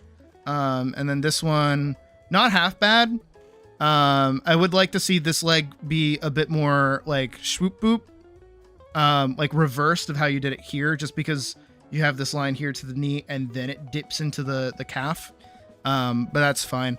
And then you kind of got good with the negative space here. And again, with the hands too, try to get, when you do like the general like motion of where the limbs are going, try to match it to the general like swooshiness of wherever the limbs are actually ending up. But overall good for Killa. Sorry that I'm like blitzing through this now. This one, again, that leg would be a bit more further. This one would be a bit more further out too. And again, this shoulder you wouldn't be seeing it as much. This would be a bit more leaned up, and a bit more diagonal. This one, actually not bad. This one's, I mean, I would thin up the rib cage just a little bit, but other than that, that's not bad. I mean, it kind of sucks that you didn't do the limbs and everything, but that's okay. You're learning stuff. This one, Vorkson, I assume it's this one. Same thing. Sucks that you didn't get like the rest of the body out, but I see that you're understanding the bow. You just have to make the rib cage and the pelvis kind of work on the bow. Because you acknowledged it here, but you didn't like let them sit with that. You straightened them. Boom. This one, not bad, but you kind of shrinked it. You're pushing it all together so it's all in line with itself, when she's a lot more spread out. She has like a wider stance. But you did kind of give it a good lean. Again, I would just like to see a lot more of a wider stance from them, and this leg be a bit further out. Again, sometimes think about that negative space as well. I know I said that twice, but still. This one's actually very good. All the way back to the beginning. You did very well with the diagonal of it. This curve is actually the other way around again, because you're letting it like dip like the stomach instead of arcing the back. Like the back would be bent, so the shoulders would kind of be. I know they look like they're rolling forward, but technically the rib cage is rolling back. And I would have liked to see this arm be a bit more. And even the head be a bit larger as well. I feel like you guys keep making your heads like really, really small. I know it sounds weird, but your head should be about the size of your rib cage. I know that sounds really weird, but it's true. So the small heads that you guys keep doing is really interesting to see. It feels like you don't want to make the head too big. But overall, you got the base foundation of the body down, which is really good. This arm would just be a bit more straight. Jasmine for the keyblade. There's, you got the leg out, which is good. These arms will be a bit more over, and again, the body is a lot flatter. Just sideways a lot more. You're reading that it's sideways, but you're not convincing me that it's sideways. You're not pushing it all the way. You're not turning the block in space. At some point, I should just sit with you guys and do a shit ton of cubes in a variety of different ways. Maybe that'll be your homework. Draw 100 cubes. That's something I had to do in college. And then you did the base. That's a good base. You got a good halfway point. Very proud. This is splits. Get fast. This one's actually very good. Rib cage. Just drop your rib cage. Just drop it. Just drop it again. It's like it's halfway there. You're giving me half of what I paid for. I ordered a whole pie. You're giving me half the pie. Give me the whole pie. I bought the cake. Give me the whole cake. You're giving me half the box of cake. This, on the other hand, is not bad. This leg is planted, though. You're giving it, like, kind of standing. And again, that diagonal, you're missing that. You straighten them out. Stop straightening shit out. Stop it. This goes for all of you. Stop straightening people out. Was gonna start with this, but didn't know what to do. Okay. Backwards J. That's cool. And then hands. All right. And then I think that's for everybody.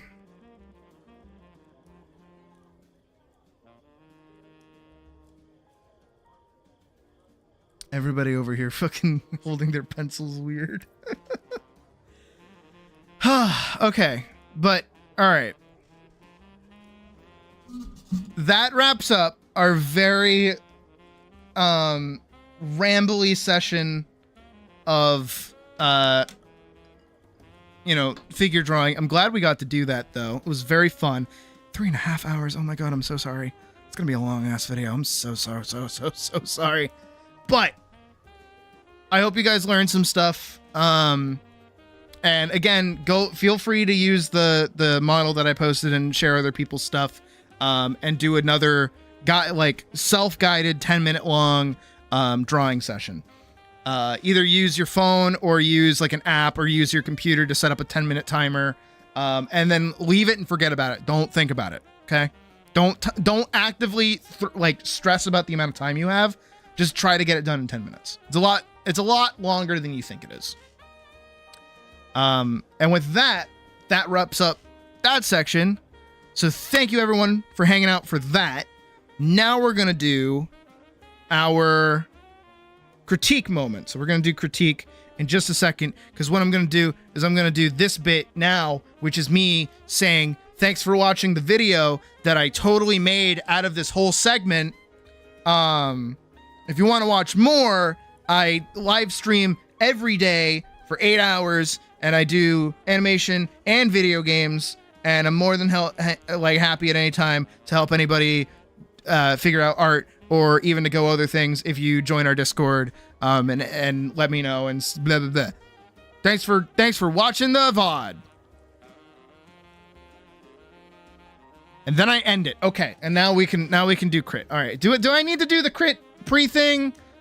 Pay $3, get access to the weekly art share.